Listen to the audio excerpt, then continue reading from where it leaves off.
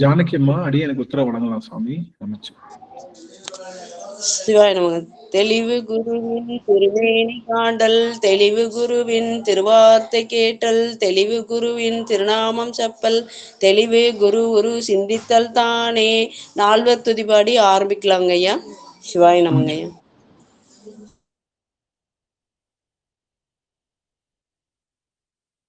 திருச்சிற்றம்பலம். பொழியற்கோன் பொழித்த புகழியற்கோன் கடல் போற்றி ஆசை கல்மிதப்பில் அனைந்த பிரான் அடி போற்றி வாழி திருநாவலும் வன் தொண்டர் பதம் போற்றி ஊழிமணி திருவாதவூரர் திருத்தாள் போற்றி ஒளிமணி திருவாதவூரர் திருத்தாள் போற்றி. ஆடல் வெள்ளான் சொக்கநாதருடைய திருவருளும், அங்கர்கண்ணி மீனாட்சியுடைய திருவருளும், மாணிக்க வாசருடைய குருவருளும் ஒன்றாக சேர்த்து இந்த திருவாசக சிந்தனை அமர்வு என்ற நிலைக்களத்தை நமக்கு பரிசாக தந்திருக்கின்றது. அப்பேற்பட்ட குருவருளையும் திருவருளையும் அடியேன் மனம் மொழி மெய்களினாலே வழிபாடு செய்கின்றேன். மேலும் இங்கு குழுமி இருக்கக்கூடிய அத்துணை அடியார் பெருமக்களுடைய திருவடி தாமரைகளையும் அடியேன் சென்னிமேல் சூட்டி மகிழ்கின்றேன். திருச்சிற்றம்பலம். சிவாய நம சிவாய நம சிவாய நம. சொக்கநாத வெண்பா. இறந்தும் பிறந்தும் இழைத்தேன் இனியா, மறந்தும் பிறவாவரம் தா சிறந்த புகழ் ஞாலவாயா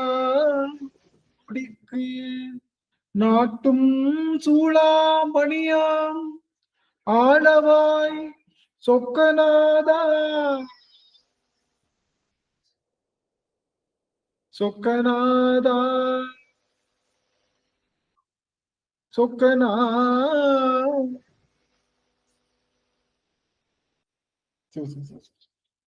சொக்கநாதருடைய பெரும் கருணையினாலே நாம் தொடர்ந்து இந்த திருவாசக சிந்தனையை தொடர்ந்து சிந்தித்து வருகின்றோம். அந்த வகையிலே இன்றைய தினம் நாம் அருள் 10 என்ற அந்த பதிகத்தையே தொடர்ந்து சிந்தித்து வருகின்றோம். இறைவன் அருள் என்பது இறைவனுடைய அருளை பெறுவதற்காக, இறைவனுடைய அருளை நாம் பெறுவதற்காக இந்த பதிகமானது நமக்கு மணிவாசக பெருமான் நமக்காக செய்து வைத்திருக்கின்றார். அருளை பெறுவதற்கு முதல்ல இருளை துறக்க வேண்டும். இருள் துறந்தால் அருள் தன்னால கிடைக்கும். அருள் நிறைஞ்சுதான் இருக்கு. இருளுக்கும் ஒளிக்கும் ஒரே இடம்தான்.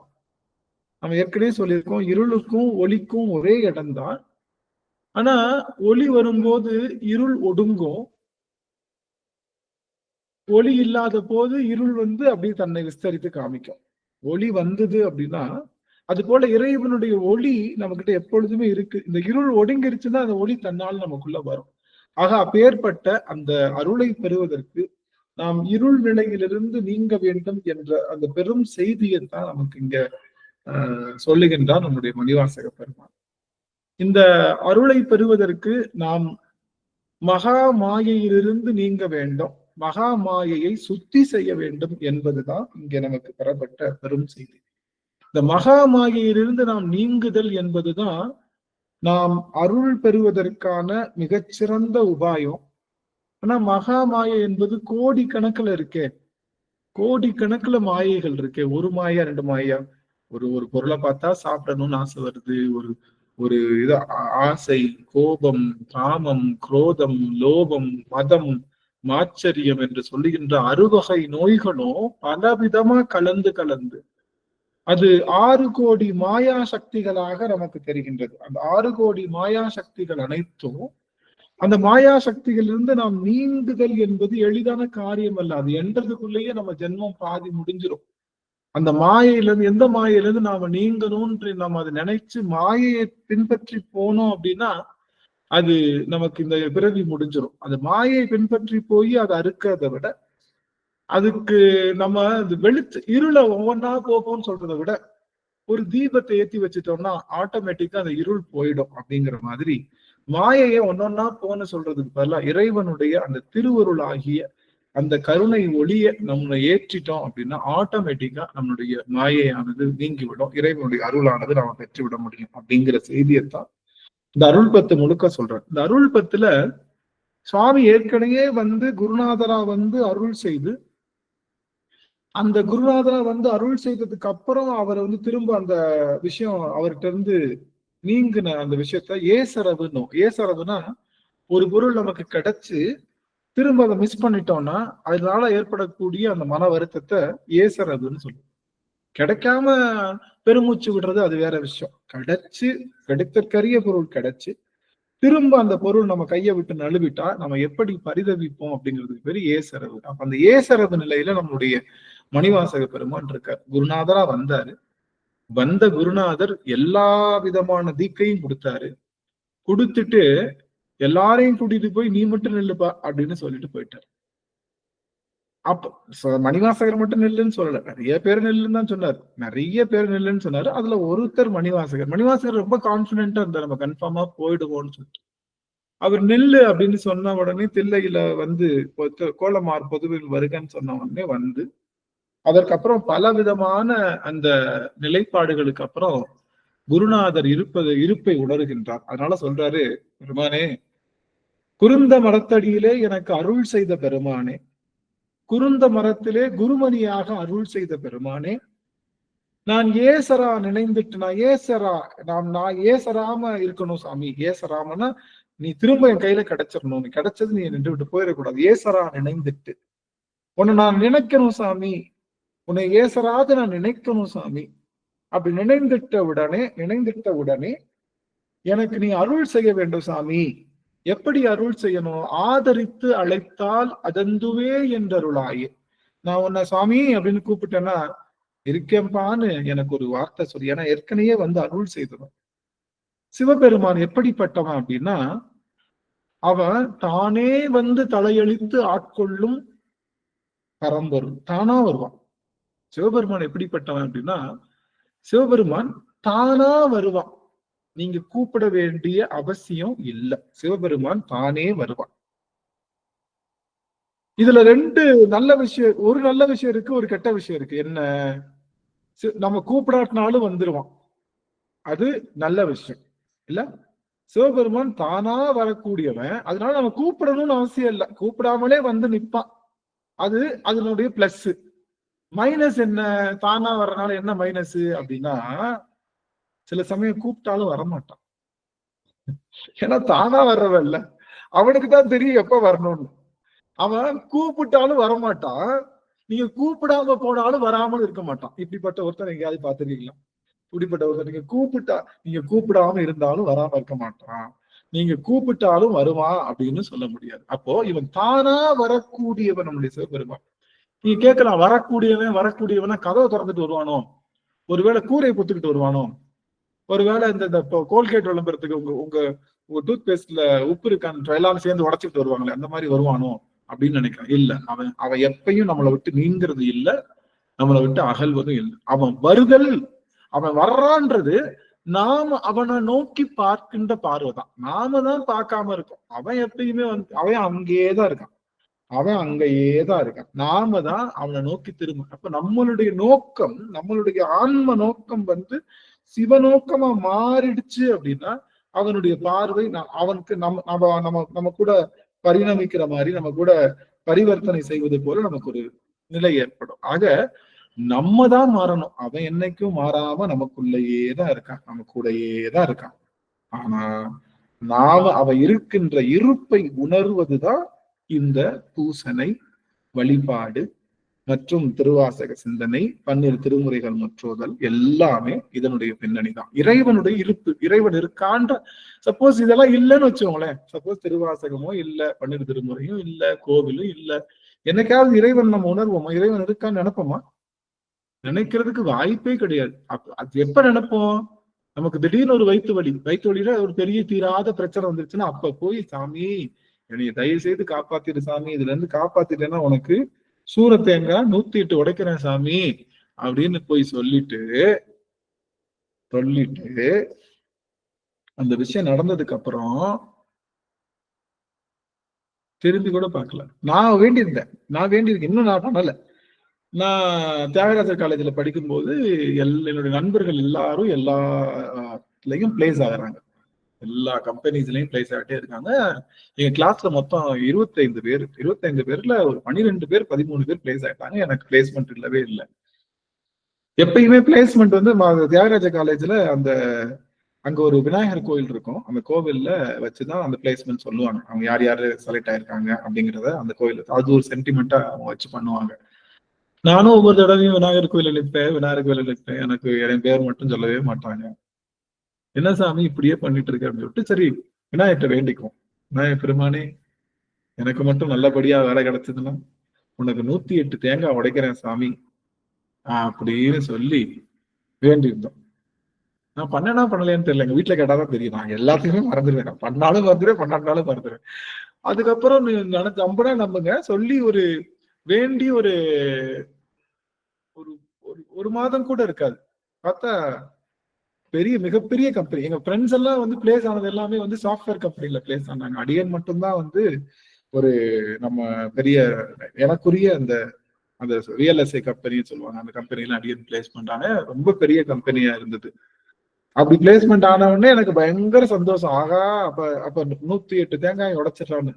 இன்னைக்கு வரைக்கும் செஞ்சேன்னு எனக்கு ஞாபகம் இல்லை. ஒருவேளை செஞ்சிருக்கலாம். நான் எல்லாத்தையும் மறந்துடுவேன். கிட்டத்தட்ட 20 வருஷம் 2005 20 வருஷம் ஆச்சு. எக்ஸாக்டா 20 வருஷம் ஆச்சு.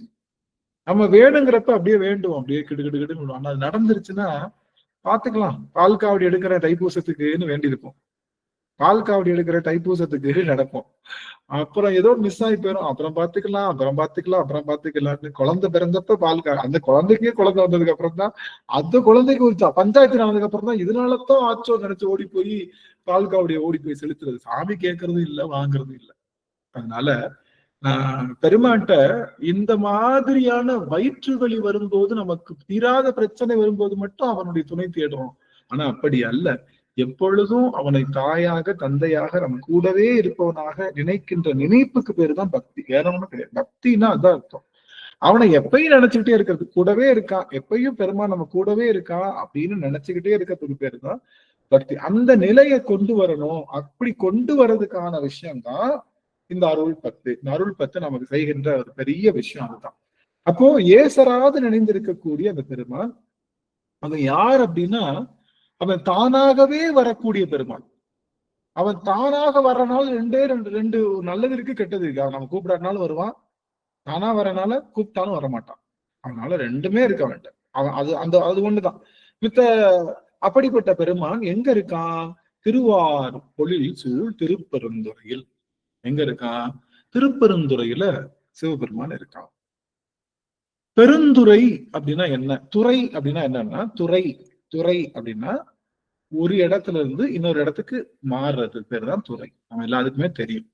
ஒரு இடத்துல இருந்து இன்னொரு இடத்துக்கு மாறுறதுக்கு பேரு தான் துறை. என்ன துறை? துறைமுகம் சொல்லுவோம். ஏன்னா கப்பல்லாம் துறைமுகம் சொல்லுவோம். தரையில இருக்கும், டக்குன்னு எங்க ஷிஃப்ட் ஆகும்? தண்ணியில இருந்து ஷிஃப்ட் ஆகும். தண்ணிக்கு ஷிஃப்ட் ஆகல, அது பேரு துறைமுகம், கப்பல் துறைமுகம். வான் துறைமுகம் எது? ஏர்போர்ட். என்ன பண்ணுவோம்? தரையில இருக்கும், எங்க ஷிஃப்ட் ஆகும்? வானத்துக்கு ஷிஃப்ட் ஆகும். எதெல்லாம் ஒரு நிலையிலிருந்து உயர்நிலைக்கு ஷிஃப்ட் ஆகிறதுக்கு பேரு துறைன்னு அர்த்தம். அப்போ இந்த பெருந்துறை என்று சொல்வது இந்த உலகவியல்ல இருந்து இறைவனுடைய அருளியலுக்கு நம்ம ஷிஃப்ட் ஆகக்கூடிய இடம் தான் பெருந்துறை. இந்த உலக பொருள்ல இருந்து சித்ராம்மா ஏதாவது சொல்ல வரீங்களா சுவாமி? அம்மா கரம் ஏத்திருக்காங்க. அம்மா அப்போ இந்த ஒரு நிலையிலிருந்து அப்ப திருப்பெருந்துறை அப்படிங்கிறதுனா, இங்க திருப்பெருந்துறைனா எந்த இடத்துல கவனிங்க. ஒரு நிமிஷம் கவனிக்கணும், அடியா இருக்கிறதா நல்லா கவனிங்க. எந்த இடத்துல இருந்து உலகவியலை துறந்து இறைவனுடைய அருளியல்ல நீங்க எங்க என்ட்ரி ஆனாலும் அது திருப்பெருந்துறை தான். நீங்க எந்த இடத்துல உலகத்தை மறந்து இறைவனோட அருள்ல கலக்குறீங்க இல்லையா, அது எந்த இடத்துல நீங்க பண்ணாலும் அந்த இடம் என்னதான்? திருப்பெருந்துறை தான். இப்ப நீங்க எங்க இருக்கீங்க? இப்ப லோகன் ஐயா திண்டுக்கல்ல இருக்காரு, சுதா அம்மா காக்கிநாடால இருக்காங்க, புஷ்பா அம்மா, புஷ்பலதா அம்மா அவங்க நம்ம சென்னையில இருக்கீங்களா சுவாமி? சென்னை தானே சுவாமி? ஆவடியில இருக்கோம், சென்னை ஆவடி. ஆவடி, ஆமா ஆவடியில இருக்காங்க. ஜானகி அம்மா கோயம்புத்தூர்ல இருக்காங்க. ராஜேஸ்வரி அம்மா கோயம்புத்தூர், ரஞ்சிதா அம்மா கோயம்புத்தூர்ல இருக்காங்க. இவரெல்லாம் அடியார்கள்லாம் அங்க இருக்காங்க. சரளா அம்மா அவங்க கடலூர்ல இருக்காங்க. அங்கவை அம்மா அம்மா அம்மா சென்னையா? சென்னை தான். அப்ப சென்னையில இருக்காங்க. எல்லாரும் அவங்கவுங்க இடத்துல இருக்காங்க. இப்ப இருந்த இடத்திலேயே திருப்பெருந்துறை போகணும்னா உலகத்தை மறந்தபடி அப்படியே சிவபெருமானுடைய அருளை நினைத்தீங்கன்னா நீங்க இருக்கிற இடம் திருப்பெருந்துறை. இருக்கிற இடமே திருப்பெருந்துறை. சரி, நான் தில்லைக்கு போகணும், சிதம்பரத்துக்கு போகணும், என்ன பண்ணலாம்? இருக்கிற இடத்திலேயே நமச்சிவாய மந்திரத்தை கண்ணீர் மல்க சொன்னா நீங்க இருக்கிற இடம் தில்லை. இருக்கிற இடம் தில்லை. இல்ல மதுரைக்கு போனோம், மதுரைக்கு போனோம். நீங்க இருந்த இடத்திலேயே உங்க துவாதசாந்த பெருவழி என்று சொல்லுகின்ற இந்த விரல் கடைக்கு மேல இங்க இருந்து ஒரு 12 அங்குலத்துல கைகளை உயர்த்தி அங்க சிவபெருமானும் அன்னை பராசக்தியும் உங்களுடைய உடல் சக்தியும் பிரபஞ்சத்தக்கூடிய சிவசக்தியும் ஒண்ணு சேர்றதா நீங்க நினைக்கிறதா இருந்தா நீங்க இருக்கிற இடம் திரு ஆலவாய், மதுரை. மதுரை. திருப்பெருந்துறை அப்படின்னா என்ன? நீங்க இருந்த இடத்திலேயே திருப்பெருந்துறைக்கு போகலாம். திருப்பெருந்துறைக்கு போய் திருப்பெருந்துறைக்கு போகாமலும் போகலாம். மெயின் திருப்பெருந்துறை இருக்குல்ல, அங்க போய் திருப்பெருந்துறைக்கு போகாமலும் போகலாம். எப்படி? அங்க போயிட்டு ஏதோ பராக் பார்த்துட்டு சுத்தி பார்த்துட்டு எந்த அருளியல் மாற்றமும் நிகழாம வந்தோம்னா நீங்க திருப்பெருந்துறைக்கு போயிருக்கீங்க, ஆனா திருப்பெருந்துறைக்கு போகலாம். நீங்க எல்லாரும் இங்கதான் உட்கார்ந்து இருக்கீங்க, ஆனா இறைவனுடைய இந்த உலகத்தெல்லாம் மறந்து ஒரு கணம் மறந்து நான் பால் பாக்கெட் போட்டானா போடலையா, இந்த அம்மா வரல, இன்னும் பால் அம்மா வரல, நேத்து நான் வர்றதுக்கு முன்னாடியே வந்து இல்லாம போயிடுச்சு அந்த அம்மா, இப்ப இன்னைக்கு நான் வந்துட்டேன், வேகமா வந்துட்டேன், பார்த்தா இன்னும் பால் போடல. சரி, பால் பாக்கெட் போட்டானா போடலையா, கரண்ட் பில் கட்டணுமா கட்டலையா, கிரெடிட் கார்டு பில்லு கட்டணுமா இல்லையா, பிள்ளைங்களுக்கு ஃபீஸ், நாளைக்கு என்ன சமைக்க போறோம், நாளைக்கு என்ன ட்ரெஸ், இந்த மாதிரியான உலகவியல் எல்லாம் தூக்கி ஓரமா வச்சுட்டு அப்ப எத்தனை கோடி பிறவிகள் தோறும் என் கூட வந்திருக்கியப்பா, நான் தான் வரமாட்டேன்னு அடம் பிடிச்சுக்கிட்டு இருக்கேன்னு, என்ன ஒரு ஆளு வந்துருவேன் நம்பிக்கையில, நீ எந்த நம்பிக்கையிலப்பா உட்கார்ந்துருக்க, உனக்கு என்னப்பா பிரச்சனை, உனக்கு ஆளே இல்லையா, நீ ஊன்னு சொன்னா காரைக்கால் அம்மையார் வந்து நிற்பாங்க, ஊன்னு சொன்னா அவங்க வந்து நிற்பாங்க, எல்லாரும் வந்து நிற்பாங்களே, நான் ஒரு ஆளுன்னு சொல்லி எனக்கு இத்தனை பிறவியை கொடுத்து இவ்வளவு பெரிய விஷயத்த கொடுத்து என்ன வந்து ஒரு ஆளுன்னு சொல்லி எனக்காக நான் கொடுக்குற நைவேத்தியத்தையும் நான் பாடுற திருவாசகத்தையும் இந்த பிள்ளை நம்மளை பத்தி பேசாதான்னு காதை தீட்டி வச்சு உட்கார்ந்து இருக்கியப்பா, இதுல என்னப்பா உனக்கு கிடைக்குதுன்னு அவங்கிட்ட நம்ம பேசுறப்போ எங்க இருக்கும்? உலகத்தை மறந்து அவனுடைய அருளுக்குள்ளேயே நினைந்திருக்கோமே, அது பேருதான் திருப்பெருந்துறை. அப்ப நீங்க எப்பெல்லாம் சிவபெருமானோட அருளுக்குள்ள நுழைகிறீங்களோ அப்பெல்லாம் திருப்பெருந்துறை என்ட்ரி. எப்பெல்லாம் ஒரே நேரத்துல திருப்பெருந்துறைக்கும் தில்லைக்கும் போக முடியுமா? போக முடியும், நம்மளால மட்டும் போக முடியும். எப்படி? பெருமானுடைய அருள் இன்பத்தை நாம அப்படியே யோசிச்சுக்கிட்டே இருந்து அப்படியே நமச்சிவாய மந்திரத்தையும் கண்ணீர் மல்க சொன்னா தில்லை டு திருப்பெருந்துறை பயணம் இனிதே நிறைவுற்றது. ஒரே நேரத்துல அட் அ டைம்ல திருப்பெருந்துறையும் தில்லையும் அடிச்சுட்டு வந்துடணும். அப்படியே கண்ணை மூடி நம்ம இந்த இடத்துல 16 விரற்கடையில 12 விரைக்கடையில துவாதசாந்த பெருவழியில நம்ம பெருமான் இருப்பதை யோசிச்சுட்டோம்னா நம்ம கைகள்ல இருக்கக்கூடிய அந்த பஞ்ச நதிகளும் 5 என்று சொல்லுகின்ற அந்த பெருமானை யோசிச்சுட்டு இருந்தோம்னா திருவையாறு. இந்த நெற்றி புருவ மத்தியில உள்ளுக்குள்ள போய் கபாலத்துல ஒரு ஏசாந்தத்துக்கு அண்ணாமலை தீபம் மாதிரி எரியுதான்னு எட்டி பார்த்தா திருவண்ணாமலை. அண்ணாமலைக்கும் போயிட்டோம், அண்ணாமலைக்கும் போகலாம். அதே போல இன்னொன்னு சொன்னேன் இல்லையா, நீங்க ஆற தழுவும் போது, அதாவது சிவபெருமானுடைய நமச்சிவாய மந்திரத்தை தழுவும் போது தில்லைக்கும் போகலாம், காஞ்சிக்கும் போகலாம், ரெண்டுமே ஒண்ணுதான். காஞ்சியும் தில்லையும் இறைவனுடைய அந்த திருநாமத்தை உச்சரிச்சு அப்படி மல்கிறது தான். ஆக கோயிலுக்கெல்லாம் போயிட்டு வந்துட்டு உட்கார்ந்த இடத்திலேயே இத்தனை கோயிலுக்கும் தினமும் டிராவல் பண்ணிட்டு வர்றதுக்கு பேரு தான் தலைப்பயணம். இந்த தலைப்பயணத்தை வாரத்துக்கு ஒரு நாளாவது செய்யணும். வாரத்துக்கு ஒரு நாளாவது செய்யணும். இந்த தலைப்பை எடுத்துக்கலாம். எங்க போகணும்?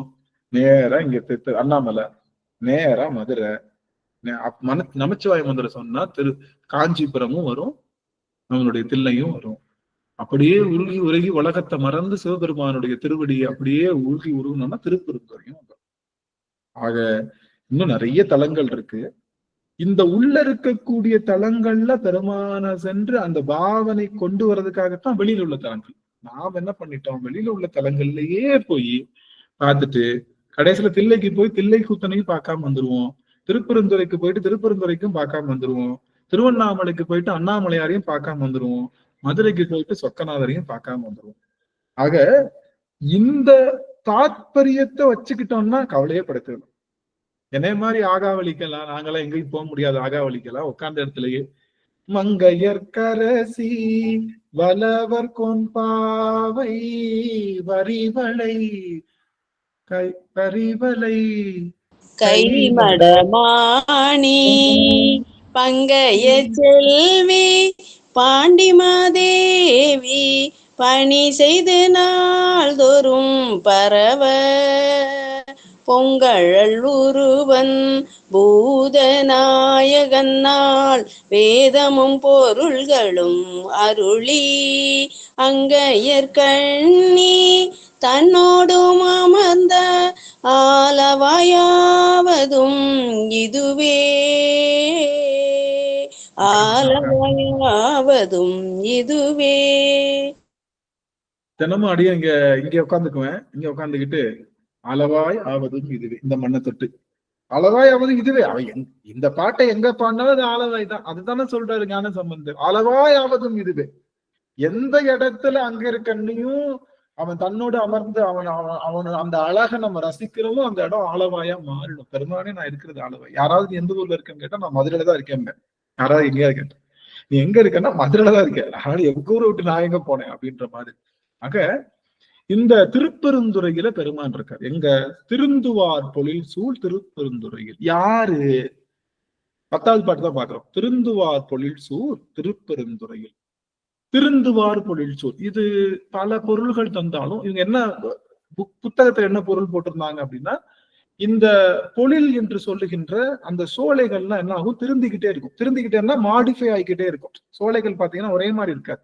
சோலைகள் சில சமயம் பூக்கும், சில சமயம் காய்க்கும், சில சமயம் கருகும், சில சமயம் துளிர்க்கும், மாறிக்கிட்டே இருக்கும். சோலை திருந்திக்கிட்டே இருக்கும். நம்முடைய மனமும் அப்படித்தானே. நம்ம மனமும் என்ன ஆகும்? சில சமயம் காய்க்கும், சில சமயம் பூக்கும், சில சமயம் அப்படியே என்ன பண்ணும்? வாடும், சில சமயம் துளிர்க்கும். அப்ப நம்மளுடைய மனமும் சோலைதான். அதனாலதான் முருகர் எங்க இருக்காரு? சோலை மலை முருகன். சோலை நம்மளுடைய மனம்தான் சோலை. நம்ம மனம் என்ன பண்ணோம்? காய்க்கும், பூக்கும், கனியும், அதுக்கப்புறம் வாடும், வதங்கும், துளிர்க்கும், அப்படியே போயிட்டு இருக்கும். அப்ப அந்த சோலை. இப்ப திருந்துவார் பொழில் சூழ். அப்படி அப்போ இந்த சோலை என்பது மாறிக்கொண்டே இருக்கின்ற பொழில் நிறைந்த திருப்பெருந்துறை. அப்ப திருப்பெருந்துறை, அப்ப நம்ம இப்ப என்ன சொல்ல வராங்க? இது வெளி திருப்பெருந்துறைக்கும் பொருந்தும், உள் திருப்பெருந்துறைக்கும் பொருந்தும். வெளி திருப்பெருந்துறையில என்ன இருக்கு? பொழில் சோலை இருக்கு. ஒரு நிமிஷம், அந்த பால் வந்துருச்சு. நமச்சிவாய மரம் சொல்லுங்க. வந்துட்டேன். நமச்சிவாய்.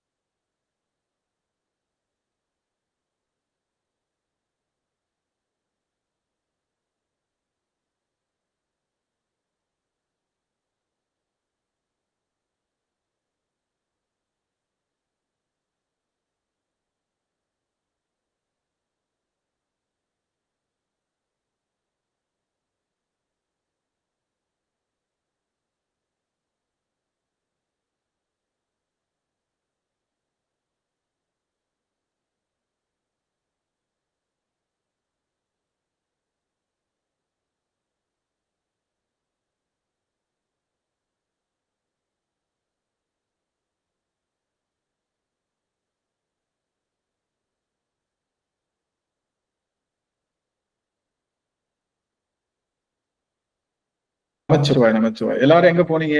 எல்லாரும் எந்த தளத்துக்கு போயிட்டு வந்தீங்க? எல்லாரும் எங்க போயிட்டு வந்தீங்க? ஆலவாய் போயிட்டு வந்துட்டு. திருவண்ணாமலைக்கும் போயிருக்காங்க. அப்போ தலைப்பயணத்துக்கு போனாதான் திருவண்ணாமலை தெரியும். தலைப்பயணம் எல்லாரும் என்ன எப்படி எல்லாரும் எப்படி பாக்குறாங்கன்னா, என்னை கவனி, எல்லாரும் விட்டுரு கவனிங்க ஒரு நிமிஷம், எல்லாரும் என்னை விட்டுரு கவனிங்க. என்னை எல்லாரும் எப்படி பாக்குறாங்கன்னா, இவன் ஒரு சைவத்துக்கு துரோகி, இவன் ஒரு சைவத்தை கெடுக்க வந்த ஒருத்தன், இவன் என்ன பண்றான், கோயிலுக்கு போகாதேன்றான், சாமிக்கு மாலை போடாதேன்றான், சாமியை கும்பிடாதேன்றான், என்ன திருவாசகம் சொல்லாதேன்றான், என்ன நடத்துறானே தெரியலையே இவன் சைவத்துக்கு. நான் நல்லா கவனிக்கணும். என்னுடைய நோக்கம் என்ன அப்படின்னா, நல்லா கவனிக்கணும், எல்லாரும் முற்று கவனிக்க ஒரு நிமிஷம். என்னுடைய நோக்கம் என்னன்னா, ஒரு குழந்தை, என்னுடைய பாப்பா, எங்க பாப்பா 1ஆம் கிளாஸ் படிக்கிறாங்க, எங்க பாப்பா, அவங்ககிட்ட சொல்லுது, தினமும் கோயிலுக்கு ஸ்கூலுக்கு போகணும் தங்கமே, தினமும் ஸ்கூலுக்கு போறதுதான் நல்லது அப்படின்னு நான் சொல்லிட்டேன்னா, அந்த பொண்ணு டெய்லிக்கு ஸ்கூலுக்கு போகுது. அப்படியே ஒரு 50 வயசுலயும் நான் அதே ஸ்கூலுக்கு போயிட்டு இருக்கேன்னு சொல்லிச்சுன்னு வச்சுக்கோங்க என் பிள்ளை. 50 வயசுலயும் அந்த ஸ்கூலுக்கு எவ்வளவு நாள் தான் போகணும், ஸ்கூலுக்கு எவ்வளவு நாள் தான் போகணும், 10ஆம் வகுப்பு வரைக்கும் தான் போகணும், 12ஆம் வகுப்பு வரைக்கும் தான் ஸ்கூலுக்கு போகணும், அதுக்கப்புறமும் நான் ஸ்கூல்ல தான் இருப்பேன்னு இருந்தா நாம என்ன பண்ணணும், மாத்துப்பான்னு சொல்லணுமா சொல்லணும். இல்லப்பா ஸ்கூல் இல்லப்பா, இது ஸ்கூல் போற வயசு முடிஞ்சு போச்சு, இப்ப என்ன பண்ணணும், நீ எங்க போனோம், கல்லூரிக்கு போனதுக்கு அப்புறம் ஸ்கூலுக்கு வருவோமா, தெரியாம வருவோம். இப்ப எல்லாரும் நீங்க எல்லாம் ஸ்கூலுக்கு படிச்சிருக்கீங்கல்ல, உங்க ஸ்கூலுக்கு நீங்க எப்ப விசிட் அடிச்சிருக்கீங்க, ஸ்கூலுக்கு டெய்லி ஸ்கூலுக்கு போயிருக்கோம், ஆனா ஸ்கூலை விட்டு வெளியே வந்ததுக்கு அப்புறம் திரும்ப நம்ம ஸ்கூலுக்கு போயிருக்கோமா, போயிருக்கோம். எனக்காச்சும் ஒரு நாள் போலாம். சில சமயம் வெளியிலேயே பார்த்துட்டு போவோம், உள்ளுக்குள்ள போகணும்னு ஆசை இருக்கும். என்ன காரணத்தை வச்சு உள்ள போறது, நம்ம என்ன சீஃப் கெஸ்டா நம்மளுக்கு கூப்பிட்டு வச்சு கொடியேத்துன்னு சொல்றதுக்கு, நம்ம என்ன அப்படியே அடிச்சடி பார்த்து மலரும் நினைவுகளோடய போய்க்கிறோம். ஸ்கூலினுடைய நினைவு உள்ளுக்குள்ள இருக்கும். ஸ்கூலை நம்ம மதிக்காம இல்ல, ஆனா ஸ்கூல்ல நிக்க கூடாதுன்னு தான் நான் சொல்றேன். அதுதான் நான் அடிச்சுக்கிறதுக்கான காரணம். எல்லாரையும் ஸ்கூல்லயே வச்சிருக்கணும்னு எல்லாரும் நினைக்கிறாங்க. யாரும் என்ன பண்றது இல்ல, பிள்ளைங்களை அடுத்த லெவலுக்கு போகணும்னு நினைக்கிறேன். நான் தலப்பயணத்துக்கு எதிரி அல்ல, தலப்பயணத்தை மட்டுமே செய்துட்டு இருக்க கூடாதுன்னு சொல்றேன். பொண்ணுக்கு எதிரி அல்ல, பொண்ணு மட்டுமே சிவபெருமானுக்குரியதுன்னு சொல்றதுல, முற்றோதலுக்கு எதிரி இல்ல, முற்றோதல் மட்டுமே அப்படின்னு நிக்க கூடாதுன்னு சொல்றது. இதத்தான் நான் சொல்லிட்டு இருக்கேன். ஏன்னா தலத்துக்கு போகாம தலத்தை பத்தி இப்ப நான் பேச, திருவண்ணாமலையில நான் சொல்றப்போ, திருவண்ணாமலைக்கு போய் கிரிவலம் வந்து அண்ணாமலையாரை பார்த்து அவனுடைய அந்த சிரித்த முகத்தையும் உண்ணாமலை நாயகன் பார்த்து அந்த இதெல்லாம் வைபவம் பார்த்ததுக்கு அப்புறம் தான் அண்ணாமலையார் இங்க இருக்குன்னு சொல்றப்போ அது மகத்துவமா இருக்கும். அண்ணாமலைனா என்னன்னே தெரியாதப்ப இங்க பாருன்னு சொன்னா ஏதாவது விளங்குமா? அதனால ஆனா கடைசி வரைக்குமே நாங்க இங்க பார்க்காம அந்த பக்கம் தான் பார்ப்பேன்னா அந்த தப்பதான் நான் சுட்டி காமிப்பேன். புரியுதுங்களா? அதாவது நல்லா கவனிங்க, நாத்திகம்னா என்ன சாமி? நாத்திகம்னா என்ன? நாத்திகம் அப்படின்னா என்ன? அப்படி கிடையாது. நல்லா கவனிங்க, நாத்திகம்னா கடவுள் மறுப்பு கிடையாது. வேதத்தை மறுக்கிறவங்க எல்லாம் நாத்திகம்னு சொல்லுவாங்க. நம்ம சைவத்துல அதான் அர்த்தம். வேதம் இருக்கு இல்லையா, இறைவன் அருளிய வேதத்தை இது வேஸ்ட், இது வேணாம் அப்படின்னு சொல்றவங்க எல்லாம் நாத்திகவாதிகள். புரியுதுங்களா?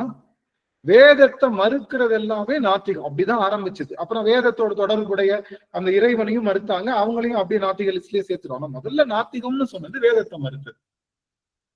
அப்படி பார்த்தா எங்க அப்பா சிவபெருமானே நாத்திகவாதி. இவன் என்ன பண்ணா வேதத்தை கொடுத்து, எப்பா இத வச்சு நீங்க பாவனை, வேதம் எதுக்கு வந்தது? மனசு உட்காராது. நீங்க பாத்துருக்கீங்களா சந்திரமுகி? எல்லாரும் எங்க பாத்துருக்கீங்களா? எல்லாரும் சந்திரமுகி எல்லாரும் பாத்துருக்கீங்களா? பார்ட் 1 சொல்றேன், பார்ட் 2 சொல்ல. பார்ட் 1 யாராவது பார்த்து, எத்தனை பேர் பாத்துருக்கீங்க சந்திரமுகி? நிறைய பேர் கை தூக்குறாங்க இல்ல? சூப்பர். நமக்கு தெரிஞ்சதை வச்சுதானே தெரியாது சொல்ல முடியும். சந்திரமுகில புவனேஸ்வரி அம்மா பாத்துக்கமா? சான்ஸே இல்ல. புவனேஸ்வரி அம்மா சான்ஸே இல்ல. நீங்க எல்லாம் பாத்துருக்கீங்க, எங்களை விட்டுட்டு நீங்க சந்திரமுகி பாத்துட்டீங்க சாமி, இதெல்லாம் நியாயமா சாமி? இல்ல சிவா நகைச்சுவை சொல்றேன். சரி, அப்போ சந்திரமுகியில வரக்கூடிய ஒரு முக்கியமான சீன் என்னன்னா, அந்த பொண்ணுக்கு ஒரு மனநோய் இருக்கும். உண்மையிலேயே அங்க எந்த பேயும் இருக்காது, எது இருக்காது, ஒரு மனநோய் இருக்கும். அந்த மனநோயை நீக்கிறதுக்கு என்ன பண்ணுவாங்கன்னா, அவங்க மனசுல ஒரு பாவனை இருக்கும். பாவனையை மாத்துறதுக்காக என்ன பண்ணுவாங்க, அவங்கள அப்படியே ஒரு கட்டத்துல உட்கார வைப்பாங்க. ஒரு சக்கரம் மாதிரி போட்டு யாகம் பண்ற மாதிரி எல்லாம் பண்ணி இதெல்லாம் அந்த உட்கார வைக்கிறப்போ அந்த பொண்ணு தன்னை முழுவதுமா சந்திரமுகியா நம்புவா. அப்ப அவகிட்ட என்ன கேட்பாங்கன்னா, உனக்கு என்னமா வேணும்னா அவனை கொல்லணும்னு உடனே கொல்ல வைக்கிற மாதிரி சொல்லி அந்த பாவனை எல்லாம் செஞ்ச உடனே அந்த அவனை கொண்டுட்டோன்ற எண்ணம் மனசுக்குள்ள வந்த உடனே அந்த பாவனை போய் அந்த பொண்ணு நார்மலா ஆகுற மாதிரி காமிப்பாங்க. இந்த கதை எல்லாத்துக்குமே தெரியுமா தெரியாதா? ஆமாவா இல்லையா? உங்களுக்கு எல்லாம் புரியுது இல்ல? அப்போ இந்த மனம் என்னது என்ன ஆகும்னா, பாவனை செஞ்சுதான் அடங்கும். நல்லா கவனிச்சுக்கோங்க. இந்த மனம் என்ன பண்ணும், நல்லா கவனிக்கிறேன். நல்லா மனம் பாவனை செய்துதான் அடங்கும். நான் திடீர்னு கூட்டு போறேன் 2 பேரை, நல்லா என்ன திரும்ப அடிக்கடி சொல்லிக்கிட்டீங்க, நல்லா கவனிங்க. ஏன்னா 2 பேர் கூட்டிட்டு போறேன், இன்னைக்கு பாக்குற மாதிரி போய் ரிஜிஸ்டர் ஆபீஸ்ல சைனை போட்டு நான் வந்துட்டேன்னு வச்சுக்கோங்க. 2 பேரும் கல்யாணம், மாலை கூட மாத்திக்கல, 2 பேரும் சைனை போட்டு வந்துட்டோம் அப்படின்னா என்ன ஆகும் அப்படின்னா, இந்த ஆண் மனசுக்குள்ள என்ன பண்ணாது, இது அந்த நிகழ்வை ஏத்துக்காது. ஏன்னா நிகழ்வுல அதுக்கு லைக்கல, பாவனை வரல, ஒண்ணும் இல்ல. இன்னும் சிம்பிளா சொல்லணும்னா உங்களுக்கு பிடிச்ச பணியாரத்துல நல்ல கருப்பட்டி பால் ஊத்தி அம்மா அப்படி குடுக்குறாங்க. நீ என்ன பண்ணுங்க, லபக்குன்னு சாப்பிட்டீங்க, லபக்குன்னு வாயில போட்டு நல்லா மென்னு கூல் பண்ணி சாப்பிட்டா என்ன ஆகும்னா, இந்த மூளைக்கு அந்த சிக்னல் போகும், நீ சாப்பிட்டுட்டு இருக்கன்னு சிக்னல் போய் அது செரிக்கிறதுக்கான விஷயம். வேகமா அள்ளி போட்டான்னா என்ன பண்ணுவோம், மூளைக்கு சாப்பிடுறாங்கன்னு நினைக்கிறதுக்குள்ளேயே முழுங்கிருச்சு. இது 10 பணியாரத்தை முழுங்கிருச்சு. 12வது பணியாரம் சாப்பிடுறப்பதான் தெரியும். அப்போ மூளைக்கு சிக்னல் போகணும்னா கொஞ்ச நேரம் அதுல லைக்கணும். புரியுதுங்களா? கொஞ்ச நேரம் அப்படியே ஃப்ளோட் ஆகும், அதுலயே ஃப்ளோட் ஆகும். வாங்க எல்லாரும் கோயிலுக்கு வாங்க. பாத்துறீங்களா? கோயில் பயணத்துக்குலாம் போவோம் எல்லாரும். இந்த 12 கோயில் பாக்குறோம், ஒரே நாள்ல 15 கோயில். அப்படி உள்ள விட்டு அப்படி எடுத்துட்டு பார்ப்பாங்க. அது அந்த கோயில் பார்த்த மாதிரியே நமக்கு ஒரு அனுபவம் இருக்காது. அந்த உள்ளுக்குள்ள கோயிட்டு ஏதோ சாஸ்திரத்துக்கு போன மாதிரி. அது மாதிரி அந்த 2 பேரும் சைன் பண்ணிட்டு அப்படியே கல்யாணம் முடிக்கிறாங்கல்ல, அப்ப அவங்க மனசுக்குள்ள என்ன ஆகாது, ஸ்டக்கா இவன் என்னுடைய மனைவி, இவன் என்னுடைய கணவன் அப்படிங்கிற அந்த பாவனை இது உள்ளுக்குள்ள இறங்காது. 2 பேரையும் காலையில சாப்பிடாம உட்கார வச்சு அந்த மாதிரி சாஸ்திரம், இந்த பக்கம் ஒரு சுத்து, அந்த பக்கம் ஒரு சுத்து, அப்படி எந்திரிச்சிட்டு வா, இப்படி எந்திரிச்சிட்டு வா, இங்க உட்காரு, அந்த புல்ல போடு, இந்த இலைய போடு, இந்த இதை பண்ணுன்னு சொல்ல இது அவங்கவுங்க சம்பிரதாயம். இப்ப அடியனுடைய சம்பிரதாயங்கிறதுல எந்த விஷயத்துக்கும் புரோகிதம் பண்ண மாட்டாங்க.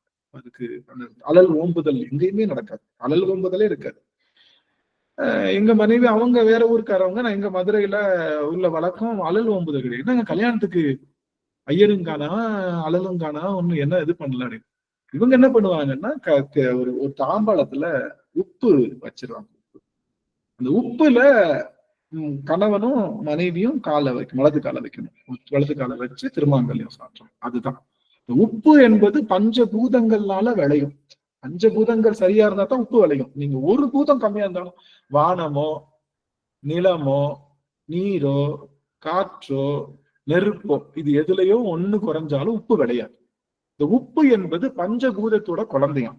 இந்த உப்பு என்பது யாருது, பஞ்சபூதத்தோட குழந்தை. மற்றைய சமயத்துல மற்றவங்க எல்லாம் அக்னின்னு ஒருத்தரை வச்சுதான் சத்தியம் பண்ணி திருமாங்கல்யம் சாட்டுறாங்க. நீங்க அம்மாவை அடிச்சா கூட அம்மா சும்மா இருப்பான். பிள்ளை மேல சத்தியம் பண்ணி தப்பு பண்ண என்ன பண்ணுவான்? அம்மா அடிச்சா அம்மா சும்மா இருப்பா. பிள்ளை மேல தப்பு பண்ணி பிள்ளைய அதனால உப்பு மேல சத்தியம் பண்றது, உப்பு மேல தன்னுடைய காலை வச்சு அதை உப்பு மேல சத்தியம் பண்றது பஞ்சபூதம். இதுல ஏதாவது ஒன்னு தவறா நடந்தா பஞ்சபூதமும் உன்னை தண்டிக்கும் அப்படின்ட்டு, பஞ்சபூதமும் உன்னை தண்டிக்கும் அப்படிங்கிற மாதிரி ஒரு பாவனையில. அப்படி ஒவ்வொரு சமூகத்துக்கும் ஒரு பாவனை இருக்கு. அப்ப ஏதோ ஒரு பாவனை இருக்குல்ல. அந்த குச்சி எடுத்துட்டு வருவாங்க, அந்த அரசாணி குச்சி, அது நடுவாங்க. அதுக்கப்புறம் முளைப்பாரி வச்சு சுத்துவாங்க. இந்த மாதிரி நிறைய ரொம்ப நேரம் கொஞ்ச நேரம் சஸ்டெயின் பண்ணுவாங்க. அவங்க அப்படியே மனசுக்குள்ள 2 பேரையும் வச்சு சஸ்டெயின் பண்ணுவாங்க. வீட்டுக்கு கூட்டிட்டு பால் பழம் கொடுப்பாங்க.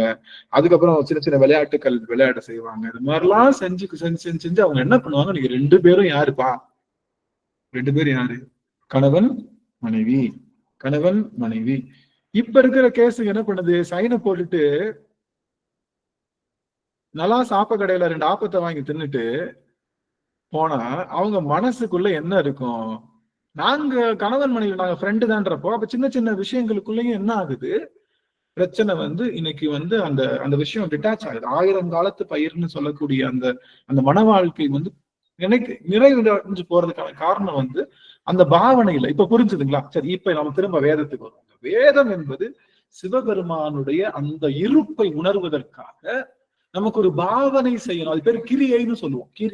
கிரியைனா மனமும் உடலும் சேர்ந்து அப்படி ஒன்னா வேலை பார்க்கக்கூடிய இடம். அந்த கிரியை செய்வதற்காக, இறைவனை பாவிக்கிறதுக்காக ஒரு சில விஷயங்களை சொல்லி, சில மந்திரங்கள் சொல்லி, சில விஷயங்கள் சொல்லி பண்ணுவதற்காக வந்ததுதான் என்னது? அந்த வேத வேள்வி. இந்த வேத வேள்வி வந்ததுக்கு அப்புறம் நம்ம என்ன பண்ணணும்? அதுக்கு மேல எங்க போகணும்? கிரியை தான். வேதம்ன்றது கிரியை. அதுக்கு மேல என்ன இருக்கு? சரின்றது உடலால, கிரியைன்றது மனத்தாலையும் உடலாலையும் செய்யறது. அதுக்கப்புறம் யோகத்துக்கு போகணும், அதுக்கப்புறம் ஞானத்துக்கு போகணும். கடைசி வரைக்குமே உட்காந்து நீ கிரியையில உட்கார்ந்துடக்கூடாது அப்படின்னு சொல்லுது நம்ம சமயம். நீ எங்க எங்க லாஸ்ட் டெஸ்டினேஷன் எங்க? கடைசி இடம் எது சாமி? சைவத்தினுடைய கடைசி இடம் எது? சிவம். சைவத்து இல்ல, சிவம் தான். படிநிலையில சொல்றேன். படிநிலையில எது எது? ஞானம் தான். ஞானம் கடைசி நிலை.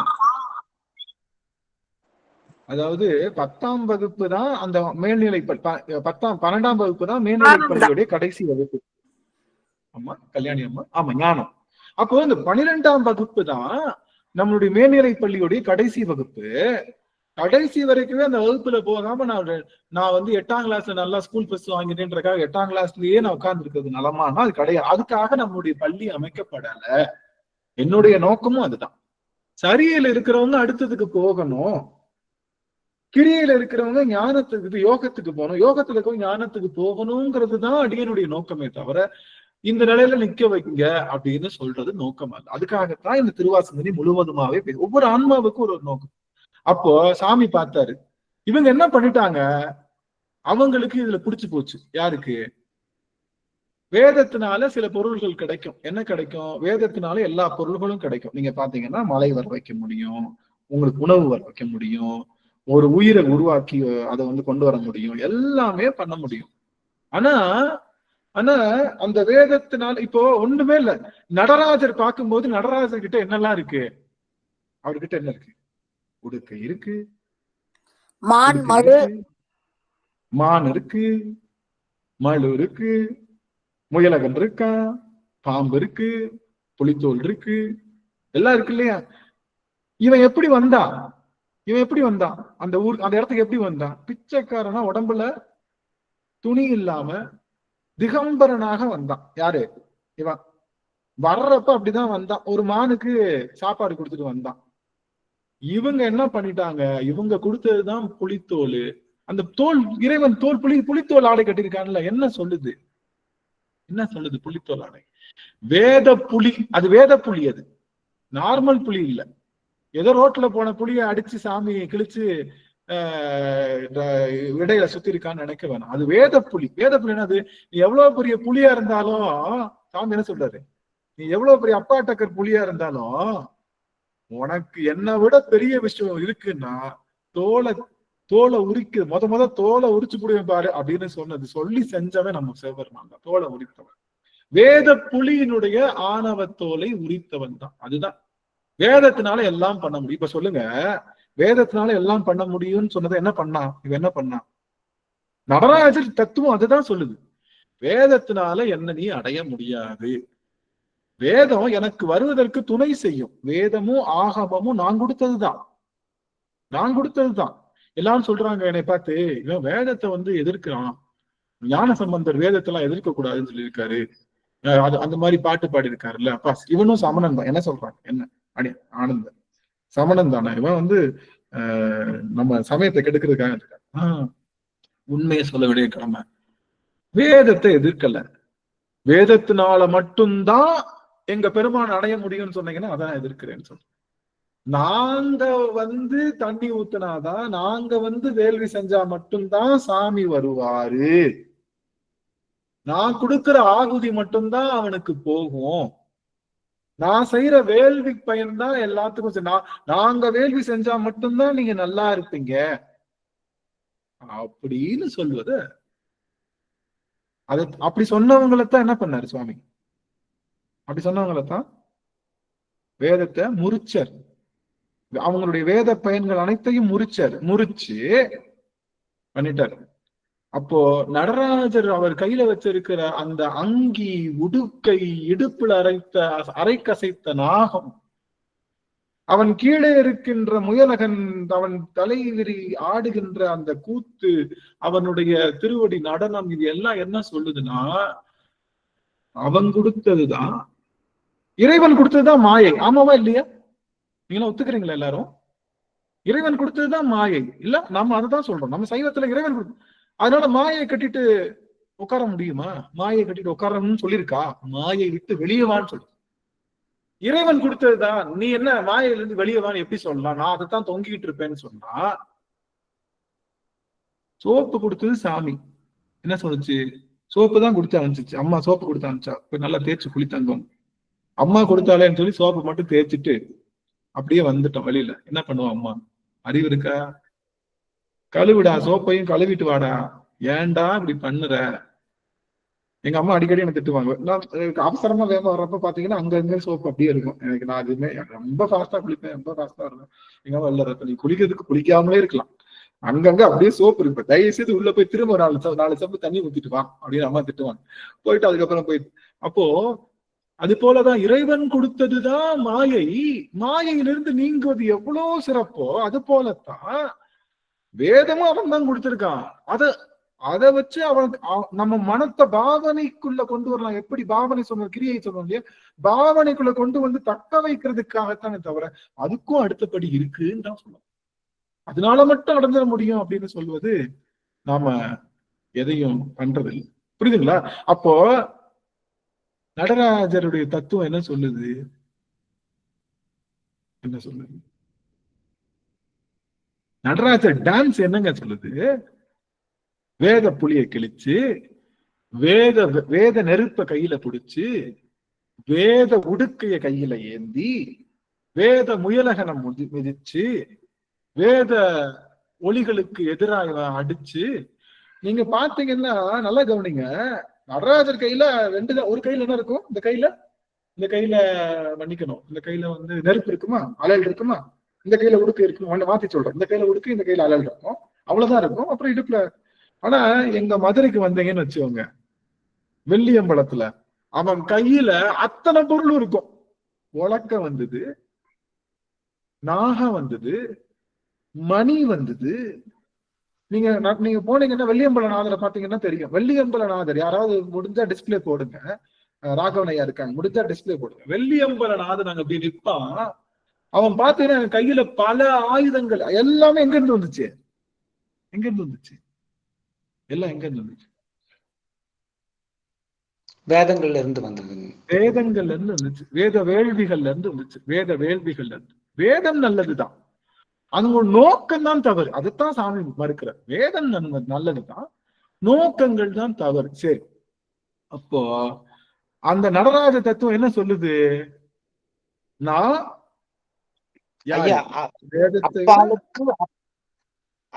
அப்பாலுக்கு அப்பாலாயின்னு உருவாகும், அதையெல்லாம் கடந்தவன். ஆமா, அதுதான் சொல்றேன். நான் வேதத்துக்கும் தாண்டி நிக்கிறேன்னு சொல்றதுதான் அந்த நடராஜ தத்துவம். நான் ஒரு புக்கு கொடுத்தேன்னா புக்குவா மாதிரி புக்கையே படிச்சுட்டு உட்காராத தங்கமே. பிராக்டிக்கலாவும் இருக்கு. புக்கே பிடிக்காத, புக்கே ஒண்ணு தேவையில்லை. அதையும் தாண்டி அவன் இருக்க. ஐயா டிஸ்பிளே போடுறாங்க, அவங்க அவன் வந்து அந்த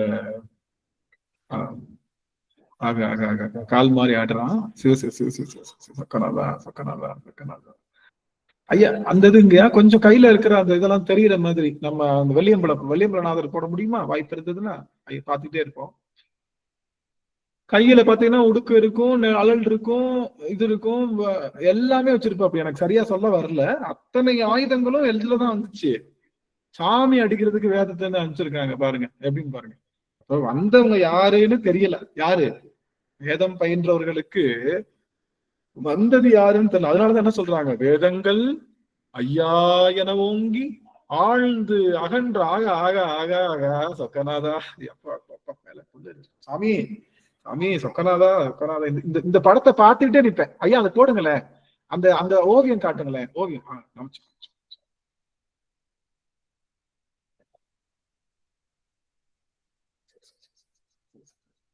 இந்த ஒரு படத்தை சொக்கநாதர் சன்னதியில இந்த ஒரே ஒரு படத்தை பாக்குறதுக்காக மட்டும் போவேன். நான் உள்ள சொக்கநாதரை பார்க்க மாட்டேன். இந்த ஒரு படத்துல இந்த ஒரு படம் நின்னு பார்த்துக்கிட்டே நின்றுட்டு இருப்பேன்.